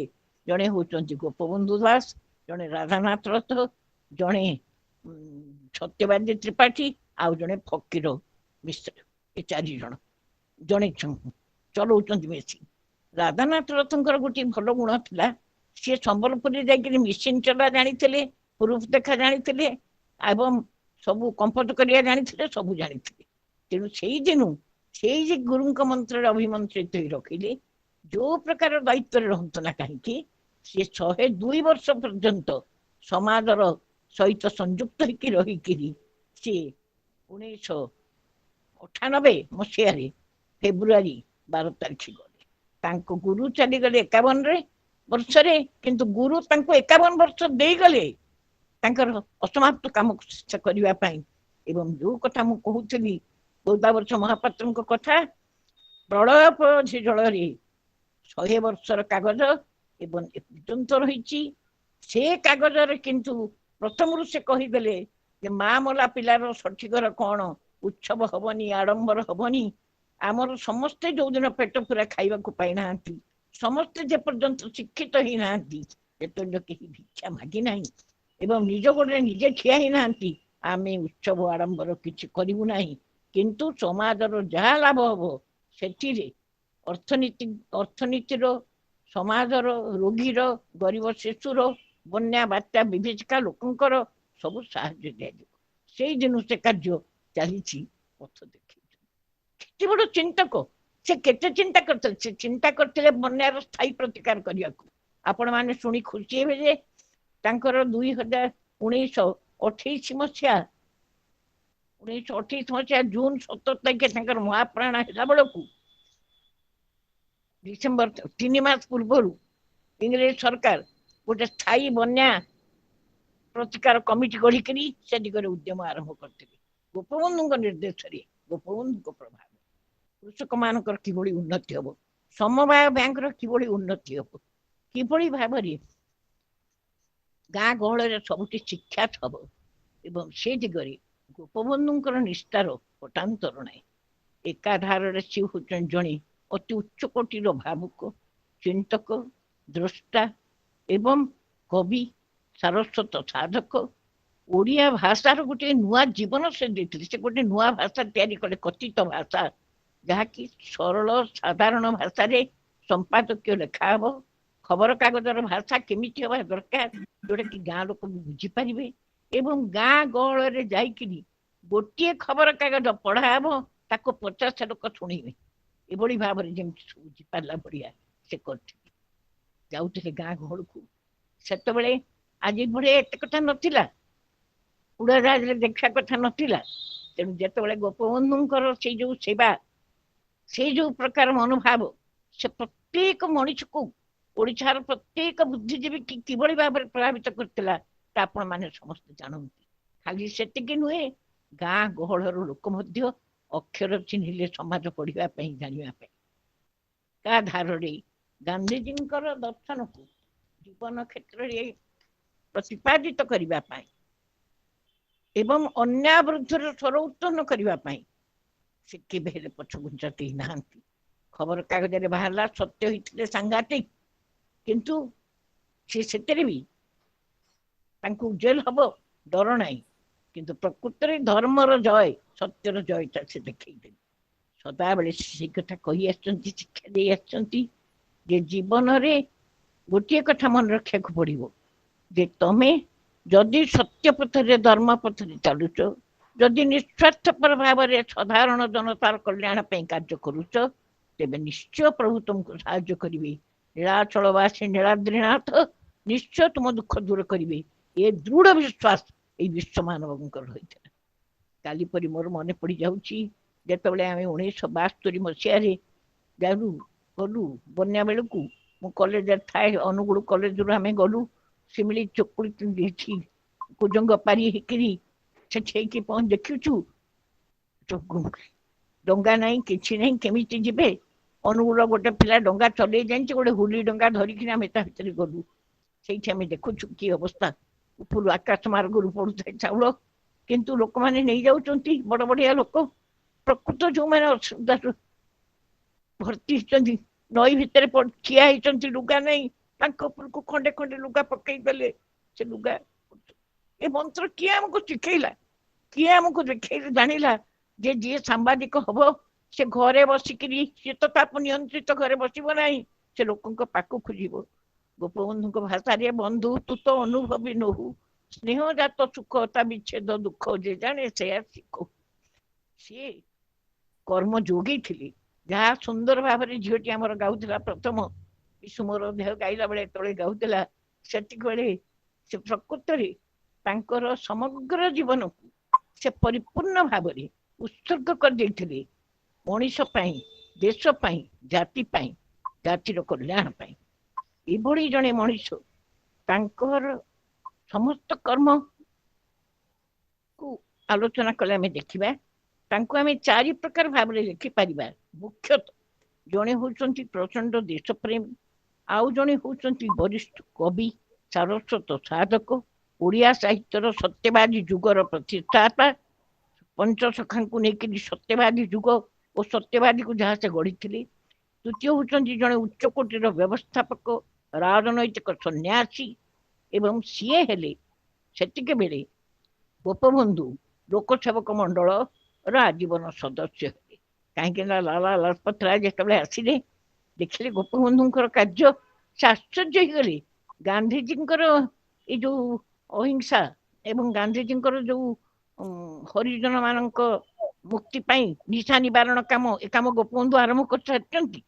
ସବୁ ଦେଖିକିରି ସେ କହିଲେ ଗୋପବନ୍ଧୁଙ୍କୁ, କହିଲେ ମୁଁ ଚାହୁଁଛି ତମେ ଆମର ସଦସ୍ୟ ହୁଅ। ସେ ଗୋପବନ୍ଧୁ ସଦସ୍ୟ ହେଲେ ଏବଂ 1926 ମସିହାରେ ସିଏ ହେଲେ ତାଙ୍କର ଭାଇସ ପ୍ରେସିଡେଣ୍ଟ, ପ୍ରଥମ ଭାଇସ ପ୍ରେସିଡେଣ୍ଟ ହେଲେ ଲୋକସେବକ ମଣ୍ଡଳର। 1928 ମସିହାରେ ତାଙ୍କର ଦେହାନ୍ତ ହେଲା। ତାପରେ ଲାଲା ଲଜପତ ରାୟ ମଧ୍ୟ ଶହୀଦ ହେଲେ। ସେତିକିବେଳେ ଯେତେବେଳେ 37 ହେଇଥିଲା, 25 ହେଇଥାଏ ତାଙ୍କୁ, 1925 ବେଳେ ଆସି ପହଞ୍ଚିଲେ ଲାଲାଜୀ। ପୁରୀରେ ରହି ବିରାଟ ସଭା ହେଲା, ଦେଖିଲେ ଯୋଉଠି ମୂର୍ତ୍ତି ବସିଛି ଗୋପବନ୍ଧୁଙ୍କର ବସିଥିଲା। ସେତେବେଳେ ଲାଲାଜୀଙ୍କର ପ୍ରଭାବ ତାଙ୍କ ଉପରେ ପଡିଲା ଏବଂ ଗୋପବନ୍ଧୁ ସ୍ଥିର କଲେ, ନା, ସମାଜକୁ କୌଣସି ବ୍ୟକ୍ତି ବିଶେଷର ହବନି, ଜାତୀୟ ଉଦ୍ଦେଶ୍ୟ। ତାଙ୍କ ଭିତରେ ଭେଦଭାବ ନଥିଲା। ସେ ଲୋକସେବକ ମଣ୍ଡଳକୁ ଟ୍ରଷ୍ଟ ହାତରେ ଦେଲି, ଟ୍ରଷ୍ଟ ତାର ମ୍ୟାନେଜମେଣ୍ଟ କରିବ, କିନ୍ତୁ ଏଥିରୁ ଯେତିକି ଲାଭ ହବ ସବୁ ଜନହିତକର କାର୍ଯ୍ୟ ରହିବ। ପୂଜ୍ୟ ବାବୁଜୀ ଶେଷ ମୁହୂର୍ତ୍ତ ପର୍ଯ୍ୟନ୍ତ ଥିଲେ। ମୁଁ ତାଙ୍କଠୁ ଶୁଣିଛି ଗୋଟିଏ କଥା, କେତେ କଥା ଶୁଣିଛି, ଗୋଟେ କଥା କହିବାକୁ ମୋର ବହୁତ ଇଚ୍ଛା ହଉଛି। ଯେତେବେଳେ ଦୀନବନ୍ଧୁ ଆଣ୍ଡ୍ରୁ ଆସିଥାନ୍ତି, ଲାଲା ଲଜପତ ରାୟ ପଠେଇଥାନ୍ତି ଲୋକ ସାହାଯ୍ୟ କରିବା ପାଇଁ, ସମସ୍ତେ ବସିକିରି ଯିବେ ସେଠି ଗ୍ରାମାଞ୍ଚଳକୁ ଯିବେ। ଗୋପ ଅଞ୍ଚଳରେ ହେଇଛି ଭୟଙ୍କର ବନ୍ୟା। ସେତିକି ବେଳେ ରାଉତରାପୁରରେ ରାଧାନାଥ ରଥ ତାଙ୍କ ଘରଟେ ଭଡା ନେଇକି ଥାନ୍ତି। ସେଇଠି ରାତିଟି କଟେଇକିରି ଭୋରରୁ ଉଠିକିରି ସେମାନେ ଯିବେ। ଆସିକିରି କହିଲେ ମୋ ବାପା ମୋ ବୋଉକୁ, କହିଲେ ଦେଖ ଆଜି ଦାସେ ଆପଣ ଆମ ଘରେ ଖାଇବେ ଗଣ୍ଡେ। କଣ ଦାସେ ଆପଣଙ୍କୁ ଭଲ ଲାଗେ ସବୁ ମନେ ପକେଇ ପକେଇ ପକେଇ ବୋଉ କେତେ ଠାକେ ମଞ୍ଜା ମହୁର, ଭଣ୍ଡା ବେସର, ମାଛ ବେସର, ସରୁ ଚକୁଳି, ଚିତଉ ପିଠା, ମଣ୍ଡା, ପଣସ ପଡିକିରି ଡାଲମା, ପୁଣି ଶାଗ ଯାହା ସେ ସୁଖ ପାଆନ୍ତି ସବୁ କରିକିରି ବୋଉ ବସିଛି କେତେବେଳେ ଆସିବେ ସେ ଆସିବେ। ସେତେବେଳେ ତ ବୋଉ ମୁହଁ ତାଙ୍କୁ ଦେଖାଦବନି, ବୋଉର ନିଜର ବାପା ନାହାନ୍ତି। ବୋଉ କିନ୍ତୁ ମୁଣ୍ଡରେ ପଣତ ଦେଇକିରି କବାଟ କୋଣରେ ମୁଣ୍ଡିଆ ମାରିଲା। ଆମର କାଛ କେହି ଥାନ୍ତି, ସେ ଦେଖିଦେଲେ, ସେ କାହାକୁ ଚାହୁଁନାହାନ୍ତି, ଆସିକି ଯେମିତି ବସିଗଲେ ତାଙ୍କ ଆଖିରୁ ଧାର ଲୁହ ବୋହିଲା। ମୋ ବୋଉ ନିଜେ କହିଛି, କହିଲେ ରାକ୍ଷୀ ମୁଁ ଚାହୁଁଛି, ତାର ଲୁହ ବୋହିଲା। ସେ କହିଲେ ହଇରେ ନାଥ ତୁ କଣ କଲୁ? ଭାବୁଛି ଚମକି ପଡି କଣ କଲି ଭାବୁଛି ବୁଝିପାରୁନାହାନ୍ତି। ଯୋଉଠି ଖାଇବାକୁ ଲୋକ ପାଉନାହାନ୍ତି, ଯୋଉଠି ମୁଠେ ଚୁଡା ଖାଇକରି 4 ଦିନ କାଳ ପଡିଛନ୍ତି, ତାଙ୍କୁ ଚୁଡା ମୁଣ୍ଡେ ବି ମିଳୁନି। ଆମେ ଏତିକି ଭଲ ଜିନିଷ ଖାଇବା, ଶେଷକୁ ଏଇଭଳି କାମ କରିବାକୁ ତୁ ଗଲୁ। ମୁଁ ଭାବିଥିଲି ତୁ ମୋର ଶିଷ୍ୟ ହବୁ ବୋଲି। ବାବୁଜୀ ଖାଉଛନ୍ତି, ସିଏ ଖାଉଛି, ସବୁ ଖାଇବା ଥୁଆ ହେଇଛି। ବୋଉ କହିଲା ମୁଁ ଏମିତି ମତେ ଲାଗିଲା ଝିଅ, ମୁଁ ଯାଇ ସେଠି ମୁଣ୍ଡିଆ ମାରି ମୁଁ କହିଲି ପ୍ରକୃତରେ ଇଏ ଦେବତା, ମୋର ବାପା ନାହାନ୍ତି, ମୋର ବାପା। ସେଇ ଦିନ ଠାରୁ ବାବୁଜୀ କହିଲେ ନା ସମସ୍ତେ କୁହନ୍ତି ସମାଜର ଜନ୍ମଦିନ, ବାବୁଜୀ କହିଲେ ନା ସେ ଚାହୁଁନଥିଲି କରାଯିବ। ଠିକ ସେଇଭଳି ଭାବରେ ଯାଇଛନ୍ତି ସିଏ କନିକାର ଅତ୍ୟାଚାରରେ ପ୍ରତିବାଦ କରିକି ଜେଲ ଯାଇଥିଲେ, ଫେରିକି ଆସିଲେ। ଲୋକମାନେ ତାଙ୍କୁ ସମ୍ବର୍ଦ୍ଧନାରେ ନେଇକି ନଈ ପାରି ହେଇକିରି ଡଙ୍ଗାରେ ଯାଉଛନ୍ତି। ଡଙ୍ଗାରେ ଯାଉଛନ୍ତି, ସମସ୍ତେ ଲୋକ ଭିଡ ହେଇଛନ୍ତି। ବୁଢୀ ମାନେ ଦିଟେ ବୁଢୀ ଆସିଛନ୍ତି ଗାଁରୁ, ଆସିକି କଣ ଏତିକି ଭିଡ?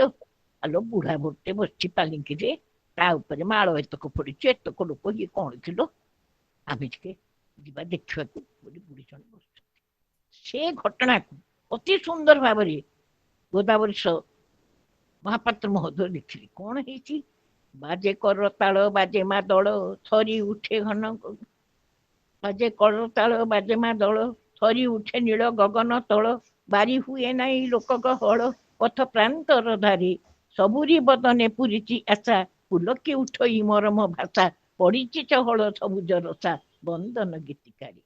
ଜନଗଣ ମନ କାମନା ଜାଣି, ବିଜେ କଲେ ଅବା ଅଭୟ ପାଣି, ଲୋଚନ କୋଣରେ ଉଠେ ଉଜଣି, ସବୁରି ଅଧରେ କଥା। ସୁହେ କରି କରି କୁସୁମ ମାଳା, ଦିଏ ହୁଳ ହୁଳି ପଲ୍ଲୀ ବାଳା, ନିଶ୍ୱାସେ ଭରେ ଅଚଳ ଭରା, ଦର୍ଶନେ ଚିର ବ୍ୟଥା। ମାଳା ଭାରେ ଗଳା ପଡିଛି ନଇଁ, ଶେତ କୋଟି ଜନ ପରାଣ ସାଇଁ, କୁସୁମେ ଶ୍ମଶ୍ରୁ ଦେଇଛି ଛାଇ, ଚିନ୍ତିତ ଭଗବାନ ନାସିବେ ଦେଶର କଳି କଳୁଷ, ଯେତେ ଦଳିତ ଦିନ ମଣିଷ, ଯୋଡି କର ଯୁଗ ଜାତି ଆଶିଷ, ସୁନ୍ଦର ଇଏ ହଉଛନ୍ତି ଗୋପବନ୍ଧୁ। କେଉଁ ଗାଁ କେଉଁ କୁଟୀର ଛାଡି ଆସିଥିଲେ ବୁଢୀ ଦୁଇଟି ବୁଢୀ, ସେ ଲୋକ ଗହଳେ ରହିଲେ ବୁଢୀ, କିବା ସେ ଦେଖିଲେ ତହିଁ। କିଏ ଗୀତ ଗାଏ, କିଏ ସେ ହସେ, କାହା କାନେ କିଏ କି କଥା ଭାସେ, ବୁଢୀ ବଖାଣିଲା ବୁଢୀର ପାଶେ, କି କଥା ଦେଖିଲି ମୁହିଁ। ସପାରି ଭିତରେ ଏ ବୁଢା ବର, ଏଥିପାଇଁ ପୁଣି ଏତେ ଚହଳ, ଏତିକି ବାଜଣା ଏତିକି ଗୋଲ, ମଲା ଯାଏ ଏତିକି ନାଟ, ଇନ୍ତୁଡି ଛାଳେ ନଚିପି ତୋଟି, କିଏ ରଖିଥିଲା କାହା ଝିଅଟି, ଆଖି ଯାହା ଦେଖି ନଗଲା ଫୁଟି, ଦାଣ୍ଡିରେ ବସିଛି ହାଟ, କହିଲା ଆରକ ହୁଅ ଗୋତୁନି, ଭେଟିରେ ବସିବ ଏ ବୁଢା ପୁଣି, କୁସେ ବାନ୍ଧିବେ କାହାର ପାଣି, କିଏ ସେ ହିଅ ଭାଗିନୀ। ଏତେ ବର ଜାତି ଏତିକି ଭିଡ, ଏ ବୁଢା ବରକୁ ଏତିକି ମାଳ, ଭିକମଗା ଆଜି ଛାଡିଲେ ଛାଡ, ଦେଖିବା ଚାଲକ ନାନୀ। ସମସ୍ତେ କଲେ। ତାପରେ ଆରମ୍ଭ ହେଲା ସଭା। ସଭାର ବକ୍ତୃତାକୁ ଗୋପବନ୍ଧୁଙ୍କର କିଭଳି ବର୍ଣ୍ଣନା କରିଛନ୍ତି ଗୋଦାବରୀ, ତାକୁ 2 ଧାଡିରେ ମୁଁ ଆପଣଙ୍କୁ ଶୁଣେଇନି। ବସିଲା ଏକାଳେ ସେ ଜନ ସଭା, ଜମାଟ ଧରିଲା ଜଳ ଦବା, ସଜ୍ଜିତ ପିଠେ ହୋଇଲେ ଉଭା, ସେହି ଚିନ୍ତିତ ବୀର, ଅଭୟ ବରଦ ଶିକର ଟେକି, ବେଗ ଉଦ୍ବେଳ ଜନତା ଦେଖି, କହିଲେ ରହିଛି ଆହୁରି ବାକି, ଆଗେ ପଛ ବହୁତ। ଚାଲ ଚାଲ ଆଜି ଚାଲ ରେ ଆଗେ, ଭିକ୍ଷା ଜାମାକୁ ଲଜ୍ଜା ଲାଗେ, ମାନବ ଭିତରେ ଦେବତା ଜାଗେ, ରମଣୀ ଭିତରେ ରମା, ଉନ୍ନତ କର ଆନତ ଶିର, ଏଇ ତ ବିଜୟ ପତାକା ଧର, ବୁଲତ ଭିତରେ ଆପଣା ପର, ଛାଡ ବନ୍ଧନ। ଏଇ ମାଟି ତଳ ଦଳିତ ଜାତି, ଏଇ ଧରଣୀର ଗଭୀର ରାତି, ଏଇ ଏ ଜାତିର ପତଳା ଛାତି, ଏଇ ମାଟି ଘେରା ଗାଁ, ଏଇ ଜନତାର ଏକଇ ଡାକ, ଭେଜିଗିରି ନ ଦିଗ୍ବିଜକ, ନେବ କଳେବର ନବୀନ ଲୋକ, ବାରେ ତୁ ଆଗକୁ ଚାହାଁ। ଏଇ ଏ ଗାଁର ଗରିବ ବିନ, ଏଇ କୁଡିଆର ସୁଦୂରୀ ଘନ, ଏଇ କୁଲି ଏଇ ବାଉରି ପାଣ, ଏଇ ଭିକାରୁଣୀ ବୁଢୀ, ଏମାନେ ହେଲେ ତୋ ଦେଶର ଅସ୍ତି ମଜା, ଏଇ ତ ଜାତିର ଅସ୍ତି ମଜା, ନବୀନ ଜୀବନେ କର ତୁ ତାଜା ପର ବୋଲି ତୁ ହିଁ ନିଜେ ନ ହଜା ମରିବୁ ଅକୁଳେ ବୋଲି। ପରତାଳି ତାଳ ଉଠିଲା ନାଚି ସନ୍ଧାନ କଲେ ସଭ୍ୟସାଚୀ। ପ୍ରତି ମନ କରେ ବଚନ ଜ୍ୟୋତି ବିଜୁଳି ଖେଳିଲା ସତେ। ଦେଲେ ହୁଳ ହୁଳି ରମଣୀ କୂଳ ଚମକିଲା ନର ସାଗର କୂଳ। ସେଇ ସମାକୁଳ ବତ୍ତ କୂଳ ବନ୍ଦିଲେ ଯୋଡ଼ ହାତେ। ଶେଷଭା ପ୍ରାନ୍ତେ ଦୁଇଟି ବୁଢ଼ୀ ପଳିତ ଗଣ୍ଡୁ ଲୋତକ ଢାଳି। ଯୋଡ଼ି କର ଯୁଗ କହିଲେ ଖାଲି ଆହାର ଭଉଣୀ ମୋର। ଏଇ ଯେ ବେଦିରେ ବସିଛି ବର, ଏବର ନୁହେଁ ତ ଜଣେ କାହାର। କାହା କୃତମଣି କାହା ଦୋଷରୁ, ଏ ତ ସବୁରି ଚିତ୍ତ ଚୋର, ଏ ତ ସବୁରି ଚିତ୍ତ ଚୋର, ସବୁରି ଚିତ୍ତ ଚୋର। ଗରିବଠୁ ଧରି ବିରାଟ ରାଜନୀତିଜ୍ଞ ନେତାଠୁ ପର୍ଯ୍ୟନ୍ତ ସମସ୍ତଙ୍କ ହୃଦୟକୁ ଯିଏ ଚିହ୍ନି ପାରିଥିଲେ, ସମସ୍ତଙ୍କ ଭିତରେ ଭଲ ମଣିଷ ପଣିଆକୁ ଯିଏ ଜାଗ୍ରତ କରିପାରିଥିଲେ, ବିଶ୍ୱ ଚେତନା ଓ ମାନବବାଦର ମହାମନ୍ତ୍ର ଯେ ଜଗନ୍ନାଥ ସଂସ୍କୃତିର ସାର କଥାକୁ ଯେ ସାରା ବିଶ୍ୱରେ ପ୍ରଚାର କରୁଥିଲେ ସୁଆଣ୍ଡ ଗାଁର ମାଟି ଉପରେ ଠିଆ ହେଇକିରି, ସେ ମଣିଷ ସାଧାରଣ ମଣିଷ ନୁହେଁ, ସେ ଅସାଧାରଣ। ତାଙ୍କର ଅର୍ଥନୈତିକ ଚିନ୍ତନ, ତାଙ୍କର ଦାର୍ଶନିକ ଚିନ୍ତନ, ତାଙ୍କର ସମ୍ପାଦକୀୟ ଲେଖନର ଶୈଳୀ, ତାଙ୍କର କୂଟନୀତି ଏବଂ ଯେଉଁ ପ୍ରକାର ସମାଜ ଚାଳନ କରିବା ପାଇଁ ଯେଉଁ କାର୍ଯ୍ୟ ଓ ବିଶେଷରେ ଶିକ୍ଷାନୀତି ଅବିସ୍ମରଣୀୟ, ଅଦ୍ୱିତୀୟ, ତାକୁ ଯଦି ଆମେ ଗ୍ରହଣ କରିବା ତାଙ୍କ ନୀତିକି, ତେବେ ମୋ ବିଚାରରେ ତାହା ହିଁ ହେବ ତାଙ୍କ ପ୍ରତି ଯଥାର୍ଥ ଶ୍ରଦ୍ଧାଞ୍ଜଳି। କାରଣ ଆମେ କେବଳ ମୂର୍ତ୍ତି ପୂଜା କରୁଛେ କିନ୍ତୁ ନୀତିକୁ ପୂଜା କରିପାରୁନି। ସେଇଥିପାଇଁ ଦୁଃଖ ଲାଗିଲା ଯେତେବେଳେ ମୁଁ ଦେଖିଲି, ସେଠି ଆମେ ଦେଖୁଛୁ ପଢୁଛି କେହି ନଉନାହାନ୍ତି, ମୁଁ ସେତେବେଳେ ଲେଖିଲି, ସେଇଠି ବସିକି ଲେଖିଲି, ହେ ଦିନ ବନ୍ଧୁ ହେ ଗୋପ ବନ୍ଧୁ ରବି ଲଗି ପ୍ରାଣେ ବ୍ୟଥା। ଉତ୍କଳମଣି ଶୁଣି ଯା ପାରିବନି ଶୁଣି ମର୍ମ ଫୁଟାଏ ଗାଥା। ଅତି ଅସହନ ବତ୍ୟା କରାଳ ଜହୁଲାଇ ଦେଲା ପ୍ରତି ଅନ୍ତର। ଦରିଆ ସେପାରୁ କେତେ ସମ୍ବଳ ସଂଗ୍ରହେ ରତ ଦାତା। ନିୟତ ଛୁଟିଲା କିଏ ଲୁଟିଲା ନ ମିଳିଲା ତାର ପତା। ଯୁବତୀର ସବେ ଚଲାପଥ ସବେ ଏଇ ତ ଯାତ୍ରା ପଥ। କିଏ ନିର୍ଦ୍ଦୟ ଏଠାନେ ଥାପିବ ଆପଣା ବିଜୟ ରଥ। ବିମାନେ ବିରାଜି ଦେଖିଲେ ଏ ଦଶା, ବିଞ୍ଚିଲେ ଅନବନ୍ଦିତ ଆଶା। ବାନ୍ଧିଲେ ଯେତେ ବଞ୍ଚକ ଦଳ ଦେଶ ସେବାଦାର ବ୍ରତ। ଅପାରଗ ଯେତେ ଅପସରି ଗଲେ ସଂଗ୍ରାମେ ପରାଜିତ। ସେବାରତ ଯେତେ ସେବକ ଯାତ୍ର ମନହୀନ ନର ନାରୀ। ঊର୍ଦ୍ଧ୍ୱେ ଚାହିଁଲୁ ଉଚ୍ଚ ଉଠିଲେ ଶୂନ୍ୟ ଗଗନ ଚାରି। ଖବର କାଗଜ କରି ମଣ୍ଡନ ଦରଦି ପ୍ରାଣର ଗୁଣ କୀର୍ତ୍ତନ। ଝଙ୍କୃତ ନୀତି ଝଞ୍ଝାର ସାଥୀ ଶାସନ ଦଣ୍ଡଧାରୀ। କେତେ ପାଞ୍ଚିଲେ କେତେ ବିଞ୍ଚିଲେ ସ୍ୱର୍ଣ୍ଣଭୂତିର ଭାଇ। କୁସୁମ କୋମଳ କାମିନୀ ତନୁରେ କମ୍ପିତ ପତ ତୋଇ। ଆକୁଳେ ସେଦିନ ତମରେ ଡାକିଲି ହେମଡ଼ା ଜାତିର ସାଇଁ। ଚିର ପ୍ରିୟଜନ ହେଦରତି ପ୍ରାଣ, ତମେ କି ଦେଖୁନ ଏଇ ଅପମାନ। ଜଟିଳ ଶ୍ମଶ୍ରୁ ଥରାଇ ଅଶ୍ରୁ ଆଉ କିରେ ହରିବ ନାହିଁ। ପଥ ହରାଏ ଏହି ପୀଡ଼ିତ ଜାତିର ଆତ୍ମଶୋଧନ ପାଇଁ। କିନ୍ତୁ ମୁଁ ଭାବୁଛି ନିଶ୍ଚୟ ପରିବର୍ତ୍ତନ ଘଟିଛି। ଯୁବଶକ୍ତି ମଧ୍ୟରେ ବର୍ତ୍ତମାନ ପ୍ରେରଣା ଆସିଛି। ଯୁବଶକ୍ତି ଅନ୍ୟାୟ ବିରୁଦ୍ଧରେ ସ୍ୱର ଉତ୍ତୋଳନ କରିପାରୁଛନ୍ତି ଏବଂ ପୁଣ୍ୟାତ୍ମା ଗୋପବନ୍ଧୁଙ୍କର ସେଇ ସେବା କାର୍ଯ୍ୟ ଆଜି ପ୍ରସାରିତ ହେଉଛି। ଆଜି ସେବା କ୍ଷେତ୍ରରେ ଏତେ ଲୋକ ସାହାଯ୍ୟ କରୁଛନ୍ତି, ଚେଷ୍ଟା କରୁଛନ୍ତି। ମହାତ୍ମା ଭାଷଣ ମହାତ୍ମା କୋଷଣ ଏ ଜଗତେ କେବେ ନୁହେଁ ଅକାରଣ। ଯାହା ସେ ଲେଖିଥିଲେ ତାହା ଅକ୍ଷରେ ଅକ୍ଷରେ ସତ୍ୟ ହୋଇଛି। ସେଭଳି ମଣିଷ ସେ ଯଦି କେବଳ କବିତା ଲେଖିଥାନ୍ତେ ସେ ବିଶ୍ୱକବିର ସମ୍ମାନ ପାଇଥାନ୍ତେ, କିନ୍ତୁ ଏତେ କର୍ତ୍ତବ୍ୟରେ ସେ ନିବର୍ଜିତ ହେଲେ ଯେ ଚିଲିକାକୁ ବି ଗଲେନି, କହିଲେ ରହ ରହ କ୍ଷଣେ ବାଷ୍ପୀୟ ସକଟ ଦେଖିବି ଚିଲିକା ଚାରୁ ଚିତ୍ରପଟ। ଜେଲ ଗଲା ବେଳକୁ ରେଳରେ ଚିଲିକା ଦେଖିଲେ, ଦେଖିପାରିନାହାନ୍ତି। ସବୁ କାମକୁ ସେ କରିଗଲେ, କିନ୍ତୁ ତାଙ୍କର ଯୋଉ ପବିତ୍ର ତପସ୍ୟା, ତାଙ୍କର ଯୋଉ ସାଧନା, ତାଙ୍କର ଯୋଉ ବୀଜ, ସେଇ ବୀଜ କ୍ଷୁଦ୍ର ମଞ୍ଜି ଉପୁଜାଏ ମହାଦ୍ରୁମ ଶତ ଶତ। ଦେଶଭକ୍ତ ସାଧୁ ରକ୍ତ ନୁହେଁ ଭସ୍ମେ ପରିଣତ। ଆମେ ଯଦି ତାଙ୍କର ସେଇ ନୀତିକୁ ପାଶୋରି ଯିବା ତାହେଲେ ଆମେ କୋଉଠି ଠିଆ ହେବା? ବର୍ତ୍ତମାନ ଖୁବ ଆନନ୍ଦର କଥା, ଉତ୍ତିଷ୍ଠତ ଅନୁଷ୍ଠାନ ଯୋଉ ଚିନ୍ତନ ଆସିଛି, ସେ ଉତ୍ତିଷ୍ଠତ ଆମକୁ କଣ ପ୍ରେରଣା ଦେବ? ଉତ୍ତିଷ୍ଠତ ଏହି ପ୍ରେରଣା ଦେବ, ଏହି ପ୍ରେରଣା ଦେବ ଯେ ତମେ ଉଠ, ତମେ ଜାଗ୍ରତ ହୁଅ। ଧୂଳି ପଟଳ କି ଚିରକାଳ ପାଇଁ ଆଚ୍ଛାଦି ପାରେ ସୂର୍ଯ୍ୟ ଶିଖା ନା। ଧୂଳି ଝଡ଼ କେବେ ଲିଭାଇ ପାରେ କି ଧୈର୍ଯ୍ୟ ଜୀବାର ସୂର୍ଯ୍ୟ ଟିକା ନା। ଝଡ଼ ଝଟିକାର ସଂଘାତେ କେବେ ମହାମେରୁ ନତ କରେ କି ମତା ନା। ହିମ ସଂକୁଳ ହିମାଳୟ କହେ ମହାନୁଭବର ମହିମ କଥା। ବିପଦକୁ ଏଡ଼ିକିରି ବିଚଳିତ ପଦ ଧର୍ମପଦ ହେଇନି କେବେ। ଜାତି ଦେଉଳର ତୁଳା ସେ ଟେକିଦବ। ଜାତି ଦେଉଳର ଚୂଳା ଏ ଦେଶର ଯୁବ ସମାଜ ଦେଖିବେ ତାଙ୍କ ଆଗରେ ଆଦର୍ଶ ରହିଛି, ସାହିତ୍ୟ ରହିଛି, ଚିନ୍ତନ ରହିଛି, ତପସ୍ୱୀଙ୍କର ଜୀବନ ରହିଛି।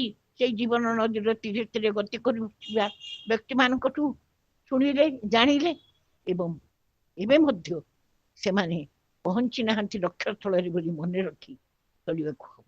ମୁଁ ମୋର କବିତା ଶେଷ କଥାରେ ମୋର ବକ୍ତବ୍ୟକୁ ଶେଷ କରିବାକୁ ଚାହେଁ। ଆମେ ଯୋଉ ସେବା ପଥ ଧରିଛେ ଏ ସେବା ପଥରେ ଆମକୁ ଆହୁରି ବହୁତ ବାଟ ଆଗେଇବାକୁ ପଡିବ। ଆମମାନଙ୍କୁ ଆମର ଉତ୍ତର ପିଢିକୁ ଆହୁରି ବହୁତ ଦୂର ଆସିବ। ଧୂଳି ଝଡ଼ ଆସୁ ପଛେ ଅନ୍ଧ ହେଉ ଯୁଗଳ ନୟନ, ପଛକୁ ଫେରିବା ନାହିଁ, ପଛକୁ ଫେରିବା ନାହିଁ, ବିସର୍ଜନ କରିଦେବା ଯାବତ ଆରାମ, ପଛକୁ ଫେରିବା ଶୁଭିବନି ଘୁଙ୍ଗୁର ଶବଦ, ଥମିଯିବେ ସେଇଠାରେ ସେ ସାକ୍ଷୀ ଗୋପାଳ, ପ୍ରତ୍ୟୟ ଯିବେନି କେହି ବାର ବାହାର କଲେ କରିଥିବା ଏକ ତରଫାଏ ପଥ, ସେବା ପଥ, ତ୍ୟାଗ ପଥ, ସଂକଳ୍ପର ପଥ ନିଜ ହାତେ ନିଜେ ତିଆରିଛୁ। ଫେରିବାର ପଥ ରୁଦ୍ଧ, ଚାଲିବାର ସଂକଳ୍ପ ଘେନିଛୁ। ମୋ ସମାଧାରେ ପଦ ଥାପି ଉତ୍ତର ତନୟା ଗଣ ଆଗକୁ ଚାଲିବେ। ପ୍ରତିଶ୍ରୁତି ଶୀର୍ଷବିନ୍ଦୁ ଦେଖିବା ମାନସେ ସେମାନେ ବି ଗତି ବଢାଇବେ। ଜାଣୁଛି ଏହା ଅନିଶ୍ଚିତ, ଘୋର ଅନିଶ୍ଚିତ ଏଇ ଯାତ୍ରା।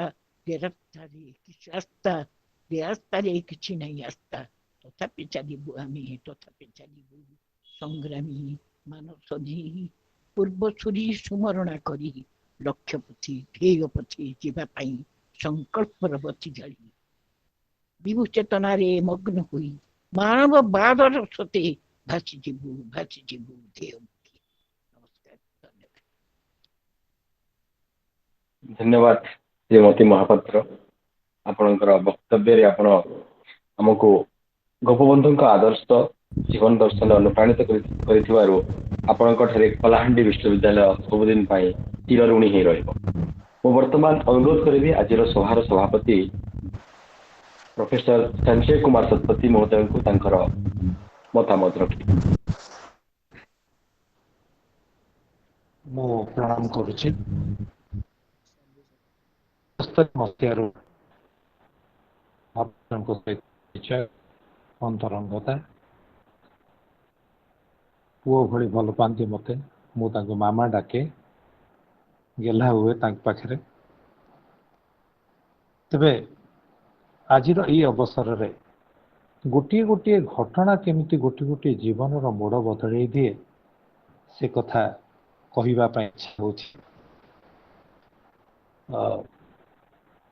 ଆଜି ରାଉତ ଯାହାଙ୍କୁ ଗୁଳି କରି ଦିଆଗଲା, ତାଙ୍କର ପଟୁଆର ଚାଲିଥାଏ।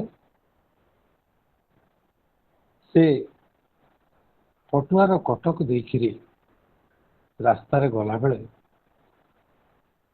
ଝରକା କୋଣରୁ ଝରକା ଉପରୁ ଝିଅଟିଏ ଦେଖେ ସେ ପଟୁଆର କେମିତି, କାହା ପାଇଁ? 12 ବର୍ଷର ବାଳୁତ ପିଲା, ଯିଏ ଜାଣିନାହିଁ ଜୀବନ କଣ, ଯିଏ ଜାଣିନାହିଁ ସଂଗ୍ରାମ କଣ, ଯିଏ ଜାଣିନାହିଁ ଆତ୍ମାହୁତି କଣ, ଯିଏ ଜାଣିନାହିଁ ଦେଶପ୍ରେମ କଣ, ସେ ଜୀବନ ଦାନ ଦେଇଛି ଦେଶ ପାଇଁ। ଆଉ ସେ ପଟୁଆର ଦେଖୁଥିବା ଝିଅଟି ଥିଲେ। ଅତି ଆବେଗ ଭରା ଦୃଶ୍ୟ ଯିଏ ଦେଖିକିରି ଯାହାଙ୍କର ଆଖିରୁ ଲୁହ ବୋହି ଯାଉଥିଲା। ଆଉ ସେଇ ମୁହୂର୍ତ୍ତ ବୋଧେ ତାଙ୍କ ଭିତରେ ଗୋଟେ ଅଦ୍ଭୁତ ସମ୍ବେଦନା ଜାତ କରିଥିଲା। ଦେଶ ପାଇଁ ନିଜକୁ, ମାନବ ଜାତି ପାଇଁ ନିଜକୁ ଉତ୍ସର୍ଗ କରିବା ପାଇଁ ତାଙ୍କ ଅଲକ୍ଷ୍ୟରେ ଦୀପଟିଏ ଜାଳି ଦେଇଥିଲା। ସିଏ ଥିଲେ ମନୋଜ ମହାପାତ୍ର। ଏ ତ ଗୋଟିଏ ଘଟଣା। ତେବେ ଅନେକଙ୍କ ଜୀବନରେ ଅନେକ ଘଟଣା ଘଟେ, କିନ୍ତୁ ତାଙ୍କ ଉପରେ ପ୍ରଭାବ ପକେଇ ପାରେ ନା। ଅତି ଛୋଟ ଛୋଟ ଘଟଣାରୁ କେମିତି ସେ ବଡ଼ ହେଲେ, ଏତେ ବର୍ଷ ବୟସରେ ସାନ ପିଲାମାନଙ୍କ ସାଙ୍ଗରେ କେମିତି ଧୈର୍ଯ୍ୟ ଧରିକିରି ପାଠ ପଢ଼ିଲେ, ସେଥିରେ ଘର ପାଠ ବାହାର ସବୁ କଥାକୁ କେମିତି ଭାରସାମ୍ୟ ରଖିକିରି ଆଗେଇଲେ, ସେଥିପାଇଁ ସିଏ ତ ମୋର ଚିର ନମସ୍ୟା। ଆଉ ସେ ପରିବାରର ଜଣେ ବୋଲି ମତେ ଲାଗେ। ତେବେ ଆମେ ଯୋଉଦିନ କଥା ହେଲୁ ଯେ ବିଷୟବସ୍ତୁ କଣ ରହିବ, ଆଉ ଠିକଣା ହେଲା ବିଷୟବସ୍ତୁ ରହିବ ଗୋପବନ୍ଧୁ ଦର୍ଶନ। ମାମା ପୁରା ବିହଳିତ ହେଇଗଲେ। ଏଇ କଥାଟା, ଏଇ ଶୀର୍ଷକ ଏବେ କେତେ ଦୂର ଆଗକୁ ଆଗେଇବ, ହୁଏତ ଭବିଷ୍ୟତରେ ଗୋପବନ୍ଧୁ ଦର୍ଶନ ଉପରେ ଆହୁରି ଚର୍ଚ୍ଚା ହେବ। ତା ଉପରେ ମାମାଙ୍କର ଅତି ସୁନ୍ଦର ଭାବଗମ୍ଭୀର ସ୍ୱର ଶବ୍ଦରେ ପ୍ରକାଶ ପାଇବ। ତାଙ୍କର ଅନ୍ତର ମନରେ ପ୍ରତିଧ୍ୱନିତ ହେଉଥିବା କଥା ସବୁ ଶବ୍ଦ ରୂପ ନବ। ଆଉ ବର୍ତ୍ତମାନର ସମୟ ପାଇଁ ସେଇ ଦର୍ଶନର ବହୁତ ଆବଶ୍ୟକତା ଅଛି। ଗୋପବନ୍ଧୁଙ୍କ ଜୀବନର ଦୁଇଟି କଥା, ଅନେକ କଥା ଆପଣ ମାନେ ଶୁଣିଲେ। ତେବେ ସାନମାନଙ୍କୁ ଉତ୍ସାହ ଦବା, ଭଲ ପାଇବା, ତାର କଥା ମୁଁ ବଖାଣିବି। ଗୋପବନ୍ଧୁ କିଛି ଯୁବକ ମାନଙ୍କୁ ନେଇକିରି ରେଭେନ୍ସାର ଚୂଡ଼ା ଚାଉଳ ବାଣ୍ଟିବା ପାଇଁ ବାହାରିଥାନ୍ତି। ଦୁଇ କୂଳ ଖାଉଥାଏ ମହାନଦୀ। ସେତିକି ବେଳେ ଦଲକାଏ ପବନ ଆସିଲା, ତାଙ୍କ ଛତାଟା ଉଡ଼ିଗଲା, ପାଣିରେ ପଡ଼ିଗଲା। ଭାସି ଯାଉଛି ଛତା। ଏଇ ସମୟରେ ତାଙ୍କ ସାଙ୍ଗରେ ଥିବା ପିଲାଟିଏ ସେ ନଈକୁ ଡେଇଁ ପଡ଼ିଲା। ବହୁତ ଚେଷ୍ଟା କରି ନଈର ସୁଅ କାଟି କାଟି ଯାଇ ଛତା ପାଖରେ ପହଞ୍ଚିଲା। ଆଉ ସେ ଛତାଟାକୁ ସଂଗ୍ରହ କରି ଆଣି ଗୋପବନ୍ଧୁଙ୍କୁ ଦେଲା। ଗୋପବନ୍ଧୁ ତାକୁ ଆଉଁସି ପକେଇଲେ। କହିଲେ ବାବୁ, ଏମିତି ନଈର ସୁଅ, ସେଥିରେ ତମେ ଡେଇଁ ପଡିଲ, ଜୀବନକୁ ବାଜି ଲଗେଇଲ ଗୋଟେ ଛତା ପାଇଁ? ସେ ପିଲା ଉତ୍ତର ଦେଲା, ମୋ ଜୀବନ ଠାରୁ ଆପଣଙ୍କ ଛତା ମୋ ପାଇଁ ବେଶୀ ମୂଲ୍ୟବାନ। ସେ ପିଲାଟି ଥିଲା ବିଜୁ ପଟ୍ଟନାୟକ। ଆଉ ଗୁରୁ ପ୍ରତିମ ଯାହାକୁ ସେ ମାନୁଥିଲେ, ସେ ଥିଲେ ଗୋପବନ୍ଧୁ ଦାସ। ବ୍ୟକ୍ତିଗତ କଥାରୁ ସାରିବି। ସୁଆଣ୍ଡୋ ଗ୍ରାମକୁ ଅତିଥି ହେଇକରି ଯାଇଥାଏ। ଶ୍ରୀମଦ୍ ଭଗବତ ଗୀତାର ପ୍ରବଚନ ଦବାର ଥାଏ। ପହଞ୍ଚିଲା ପରେ ପ୍ରଥମେ ସେଇ ଜାଗାକୁ ଗଲି ଯୋଉଠି ଗୋପବନ୍ଧୁଙ୍କ ସହିତ ତାଙ୍କର ବନ୍ଧୁମାନେ ପାଣି ଟେକି ଦେଇ କହିଥିଲେ, ମରିବା ପୂର୍ବରୁ ଆମେ ଆମ ରାଜ୍ୟକୁ ଉନ୍ନତ ଦେଖିକିରି ମରିବା। ସେଇ ତାଙ୍କ ସାଙ୍ଗରେ ଯୋଉ ଥିଲେ ଆଚାର୍ଯ୍ୟ ହରିହର, ଯିଏ ତାଙ୍କୁ ପ୍ରଣାମ କରୁଥିଲା ତାକୁ କହୁଥିଲେ, ଭଲ ମଣିଷ ହୁଅ। ଜଣେ କହିଲା, ଆପଣ ଏମିତି ଭଲ ମଣିଷ ହୁଅ, ଆଶୀର୍ବାଦ ଦେଲେ କଣ ସମସ୍ତେ ଭଲ ମଣିଷ ହେଇଯିବେ? ଆଚାର୍ଯ୍ୟ ଉତ୍ତର ଦେଲେ, ଆରେ ଘଣ୍ଟ ବାଡଉଥା, କାହା କାନରେ ତ ପଡିବ। ଜଣକ କାନରେ ବି ଯଦି ପଡେ, ତାହେଲେ ଅନେକ ତା ଦ୍ୱାରା ପ୍ରଭାବିତ ହେଇଯିବେ। ଏ ଦୁନିଆ ଗୋଟେ ଅଲଗା ବାଟରେ ଗତି କରିବ। ତେଣୁ ଉତ୍ତିଷ୍ଠତ, ଏଇ ଘଣ୍ଟ ବାଡେଇବା ନୀତିକୁ ହିଁ ଆଦରିଛି ଆମେ ପ୍ରତି ଶୁକ୍ରବାର ଏଇ ସମୟରେ ସେଇ ଘଣ୍ଟ ବାଡିଆ କାମ କରୁଛୁ। କାହା କାହା କାନରେ ପଡିଲେ, ଏମିତିକି ଯଦି ଗୋଟିଏ କାନରେ ପଡିକିରି ସେ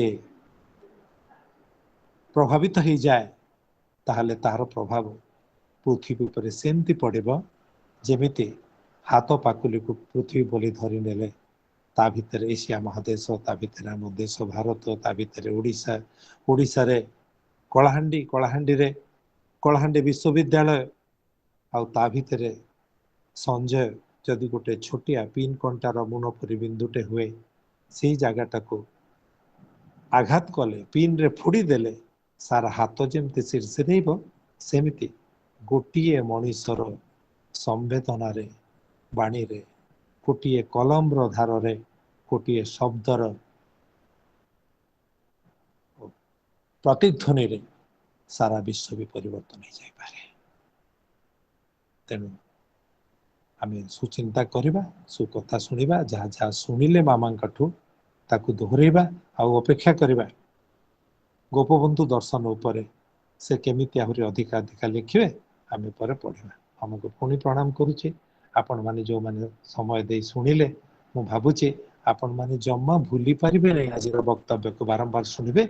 आमे यूट्यूब माध्यम रे ए सब को रेकॉर्ड करिछु आपण मान को पाखरे पहुंचीबो सुनिबे बारंबार सुनिबे कारण भलो कथा को बारंबार सुनिया को पड़े प्रतिथर भल लागिबो। सागर रो प्रत्येक टी ढेउ जेमति अलग आनंद दिए मामा को शब्द मान प्रति थर शुणिले भी आपण मान को अलग आनंद देबे अलग स्फूर्ति देबे आगे जीवा पाई प्रेरणा देबे। नमस्कार। धन्यवाद सर। आपणकर प्रत्येक वाक्य मंत्र भली आमको मार्गदर्शन करिଥାଏ। मु वर्तमान अनुरोध करी आज यही वक्तृतामालार आवाहक कैप्टेन डॉक्टर जयदीप साहेब सार को धन्यवाद अर्पण करिया। डॉक्टर साहब। धन्यवाद संजीव बाबू। मोर विश्वविद्यालय कुलपति कुल सचिव निमंत्रित श्रीयुक्त विश्वजित मिश्र महोदय एवं आजिर जे मुख्य नायिका मनोरमा महापात्र मैडम प्रणाम करुची समस्त को। मु मैडम कर चरण स्पर्श करुची आशीर्वाद भिक्षा करुची उत्तिष्ठत प्रति आशीर्वाद दबाको मु अनुरोध करुची। उत्तिष्ठतः आपण को पाई अति धन्य हो जाइए मैडम। आपणकर आशीर्वचन सतरे आमर उत्तिष्ठत को आहुरी ऊपर को उठे नहीं। को भाषा रे जे आपणकर मु धन्यवाद अर्पण करी भाभी पारु नाही। मु अभिभूत ही पड़ी खाली मु नुहे जेते जन ए प्लेटफॉर्म रे अछंती सुनुछंती आपण को समस्ते भाव विहल्ल ही पड़ुतले। आपणकर बाणी रे की शक्ति अछि बाणी रे की जादू अछि ता सतरे विश्वास करी हो नाही। ओडिशार जने बरपुत्री ओडिशार साहित्य प्रति समाज प्रति जहार अनेक योगदान अछि से महामहिषी महिला आज आमको समय देइछन्ति एवं जो बली भाबरे आमको गोपबंधु पाखरे पहुंचैछन्ति आम सामने गोपबंधु को उपस्थित करिछन्ति वास्तविक ताहा सुनिला लोक ही विश्वास करि परिबो। मु तो देखी आश्चर्य होची जे 87 वर्ष बयस रे आम प्रिय मैडम पदार्पण करितिले मध्य एबे जो शक्ति अछि बाणी रे जो शक्ति अछि एवं जो स्मृति शक्ति अछि वास्तव रे ताहा अभिनंदनीय। केते मने रखिछन्ति एबे भी से जो कविता सब बाहरुची तांको मुखरु बाहरुची वास्तव रे ताहा भगवानंकर आशीर्वाद छड़ा अलगा किछि नुह। जेते बेले मते सार कहिले कुलपति महोदय कहिले जयदेव मैडम हाँ कले बहुत खुशी रे कहिले सार मते जे गोपबंधु दर्शन संपर्क रे आमे सुनिबा एवं एभली जनकठु सुनिबा जोटा कि आम उत्तिष्ठत पई एक इतिहास ही रहिबो। एवं सतरे मैडम आमे तो केबे सुनी नथिलु आपनकु खाली आपनकर आमे लेखा पढुथुलु समाज रे आमे आपनकर चिंताधारा पढुथुलु किंतु आजी आपनकु देखिलु आपनकु सुनिलु एवं आपनकर आमे सबुदिन पई भक्त ही रहिलु। आपण को अशेष अशेष धन्यवाद मैडम आमको समय दे एई बयस रे आमको एते उत्फुल्लित करिसंती एवं उत्तिष्ठतर मानवर्धन करिसंती सेति पई आपण को आमे अशेष अशेष प्रणाम करूछु आपण को निकट रे मोर विश्वविद्यालय निश्चित भाव रे ऋणी रहिबो महाशया भविष्य रे आमे आपण कोठू आहुरी सुनिबु जे ज्ञानर भंडार तांकोठू ज्ञान नबार आमर अधिकार अछि तेणु हे महाशया आपण भविष्य रे आमको निश्चित भाव रे आहुरी कहिबे ए शिशु कलाहांडी विश्वविद्यालय को बढ़िबारे सहाय्य करिवे ताकू आपण आशीर्वाद देबे एतिकी आपण निकट रे मु प्रार्थना करूछि बहुत बहुत धन्यवाद मैडम पाखरे जे बसछंती आपणकर नाती श्रीयुक्त विश्वजित मिश्र महोदय खूब सुंदर गीत गांती बोली मु सुनिथिली आपण को भाई चांसलर मैडम कदी मो पुओ होची आपण को भाई चांसलर हां मैडम ये मोर मोर से पुओरु बळका खाली सभा बोली मु कहू नथिली मु कदी सभा रे तो माननीय बोली कहिया को पड़िबो आ कहिबी कोन नले छिए मोर माने जहा को कहंती अति प्रिय छात्र पुत्र ठारू शिष्य ठारू कन्या ठारू शिष्य ठारू पराजित हेबा गुरु पक्ष अत्यंत महान आज रे शुभंकर दिने एई तक मो प्राणर श्रेष्ठ निवेदन सबुथिरे से हमको अतिक्रम करि जाऊ ए लक्ष्य पथरु अविचलित रहू संस्कार कार्य रे गोपबंधुंकर आदर्श एवं आधुनिक जुगर विज्ञानर सम्मिश्रण रे कलाहांडी बहुत ऊपर को जाऊ कलाहांडी ऊपर कविता लिखितली जे भितरे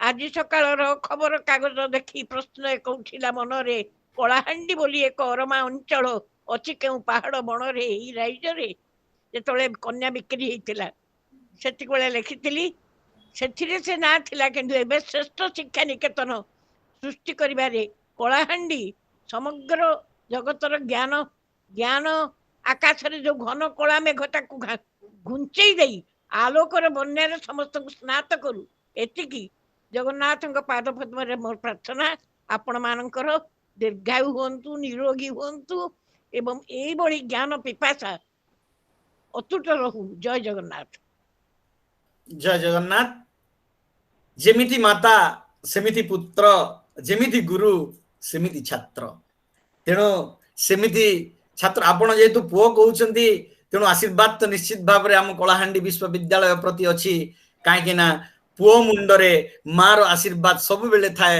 एवं आपणकर भी से आशीर्वाद आम उपरे रहिछि तेणु आमे विश्वास करछु आमे बहुत आगो को आगेबु कलाहांडी विश्व दरबार रे निश्चित भाव रे प्रशंसित हबो धन्यवाद मैडम तेणु मु जो कथा कहउतली जे अति सुंदरिया हमर जो विश्वजित मिश्र हमर भाई सी सुंदर भाव रे हमर मैडम के संपर्क करे एटी कहले तांकर गीत टिके सुनिबा को मिलला आउ टिके गाइतिले आमे आउरी खुशी थांतु बहुत सुंदर गाउछंती बहुत खुशी लागिला तेणु आपन को साधुवाद जणाउछु आपन को अशेष धन्यवाद ज्ञापन करूछु आम पई एते समय आपन देले निश्चय आईंकर भी इच्छा एवं संजय सर अनुमति आपण अनुमति जदि हला जो कविताटी टिके खाली आपन गाइथिली तार दुई पद आउ शेष करी आई मध्य से कविताटी गाइले धूली पटल की चिरकाल पई आच्छादी पारे सूर्य शिखा धूली झड़ केबे लिभाई पारे कि से कविता दुर्जटी वाला सूर्य टीका जदि सार अनुमति दियंती ताले मु टिके खाली सेटा गाई कि आजिर एई को समाप्त करी आगे जा सारंगर अनुमति अछि निश्चय निश्चय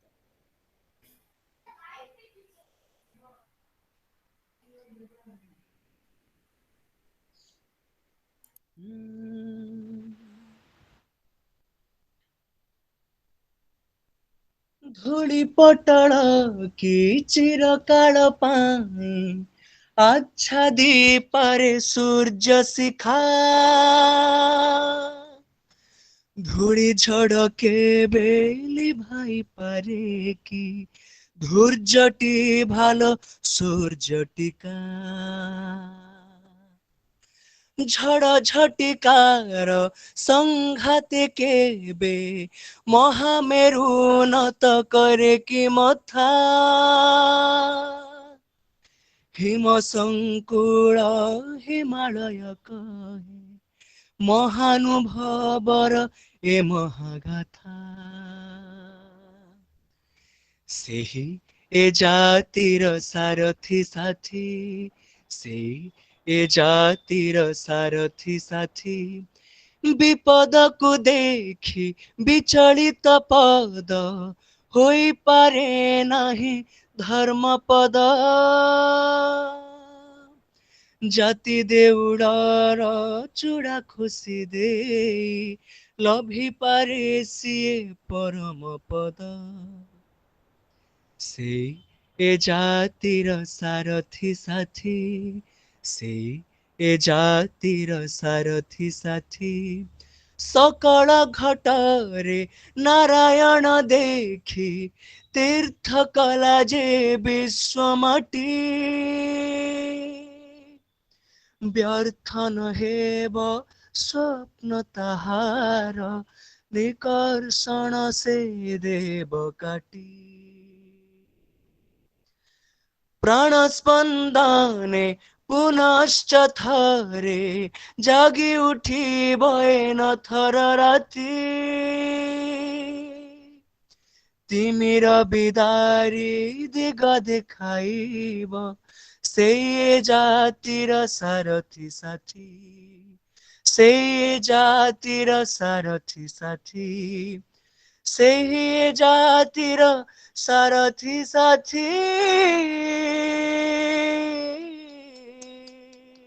सुंदर सुंदर बढ़िया धन्यवाद वाह भाषा नहीं विश्वजित बाबू भाषा नहीं आज्ञा आज्ञा बहुत बहुत धन्यवाद कहवा पाई सतरे मो भाषा पाऊ नाही शब्द पाऊ नाही शब्द माने मोर आसु नाहंती माने जेबळी भाबरे आपण गीतटी गाइले कि लय देई आपण गाइले बहुत बहुत सुंदर लागिला हमको उपकृत कले आपण तेणु अशेष अशेष धन्यवाद ज्ञापन करछु आपण भविष्य रे भी आम सहित जोड़ी रहिबे बोली आमे आशा रखुछु धन्यवाद धन्यवाद देवी आमर ଆମର ଆମର ଅଶେଷ ଅଶେଷ ଧନ୍ୟବାଦ ଆପଣମାନଙ୍କୁ मैडम मैडम ଆପଣଙ୍କ कृपा ଏବଂ କୃତଜ୍ଞତା ମଧ୍ୟ मैडम ସଞ୍ଜୟ ବାବୁ हाँ मैडम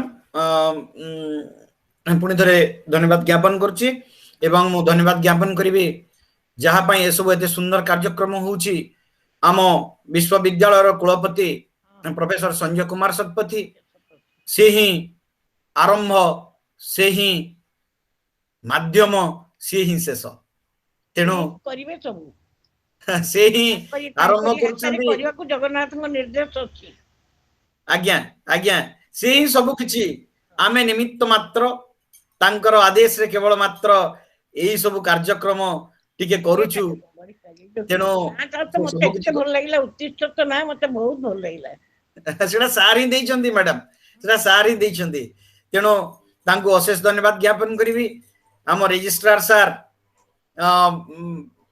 पीताम्बर भोई सर को मु धन्यवाद ज्ञापन करिवि मोर सहकर्मी मानन को धन्यवाद ज्ञापन करिवि सुश्री लिप्सा महाराणा जी की सबु बेले आम सहित जड़ित रही अति सुंदर गीत गान करी आरंभ करछंती हमर एई कार्यक्रम एवं सेथि पई ही अति सुंदर ही पारुची कार्यक्रम तांको अशेष अशेष मु धन्यवाद ज्ञापन करिवि एवं आपण माने देखि पारुछंती स्क्रीन रे केमिति हमर निमंत्रित अतिथि तो मु कहबी नाही हमर सब दिनर एई 10टी जो हमर कार्यक्रम हेलानी सबुतरे आज्ञा माने अछंती doctor Arun Behera doctor Shiv Behera sir हमर सत्यनारायण मुंशीना सर हमर दुखीश्याम प्रधान सर एवं आहुरी अनेके आम सहित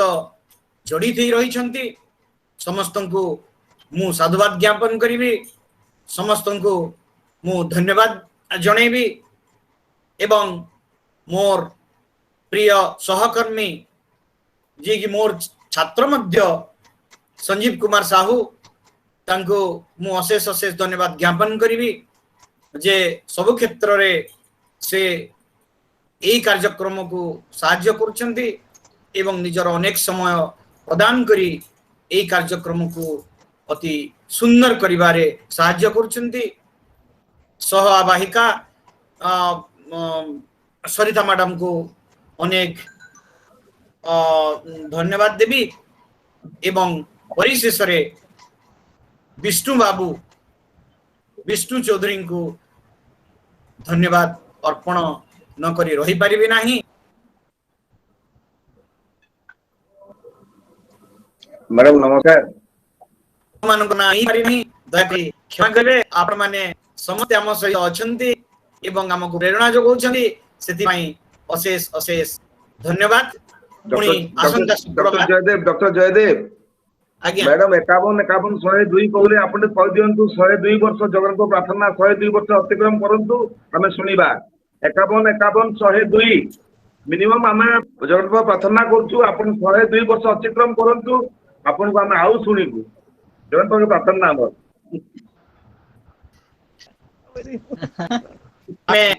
आम कामना करू मान स्पन कनिकट रे जगन्नाथ कनिकट रे जे मैडम सतारु होंतु एवं हेबे निश्चित भारे वर्तमान अछंती मैडम मते लागु नहीं से माने 87 वर्ष हेलानी मो नजर तो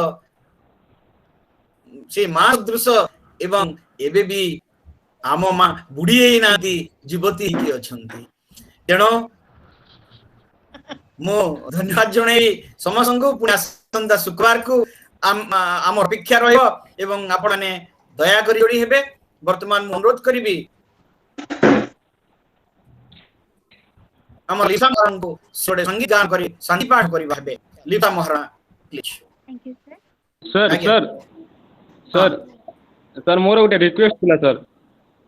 हां सर मोर ट्यूशन रो तीनोटी स्टूडेंट मोर तीनोटी भौणी सर से माने गोटे गोपबंधु को विषय तांको बही रो गोटे प्रोच सुनेबे टिके समय हे जाईछि वर्तमान आपन को जदि टिके समय हे जाईछि अलगा तोर सुनिबा हमें हला तेनो मु वर्तमान हां अनुरोध करछि लिप्सा महाराज को से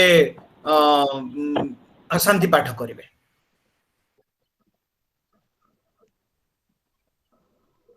सर्वे भवन्तु सुखिनः सर्वे सन्तु निरामयाः सर्वे भद्राणि पश्यन्तु मा कश्चित् दुःखभाग् भवेत्।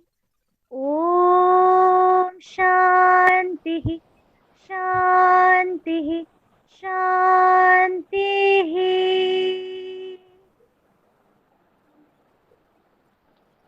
समस्त को धन्यवाद। जो तुषार इच्छा संपर्क रे कहले आगुरु टिके हमकु जणेबे आमे 5:30 अपेक्षा छु निश्चित भाव आमे देखिबा से पिला माने जो माने इच्छा करूछन से मान गाइबे किंतु हमको आगुरु जणेबे आमे से अनुसार समय परिचालना करिबे। धन्यवाद। मामा को पुणी मुंडिया मारुछि कार्यक्रम सारिबा। धन्यवाद सर। तो आपतिन को अनुमति क्रमे वो सभा समापन घोषणा करते। धन्यवाद समस्त पुणी थे नमस्कार। नमस्कार मैडम पुणी थे नमस्कार मैडम आशीर्वाद पुणी थे भिक्षा करछु।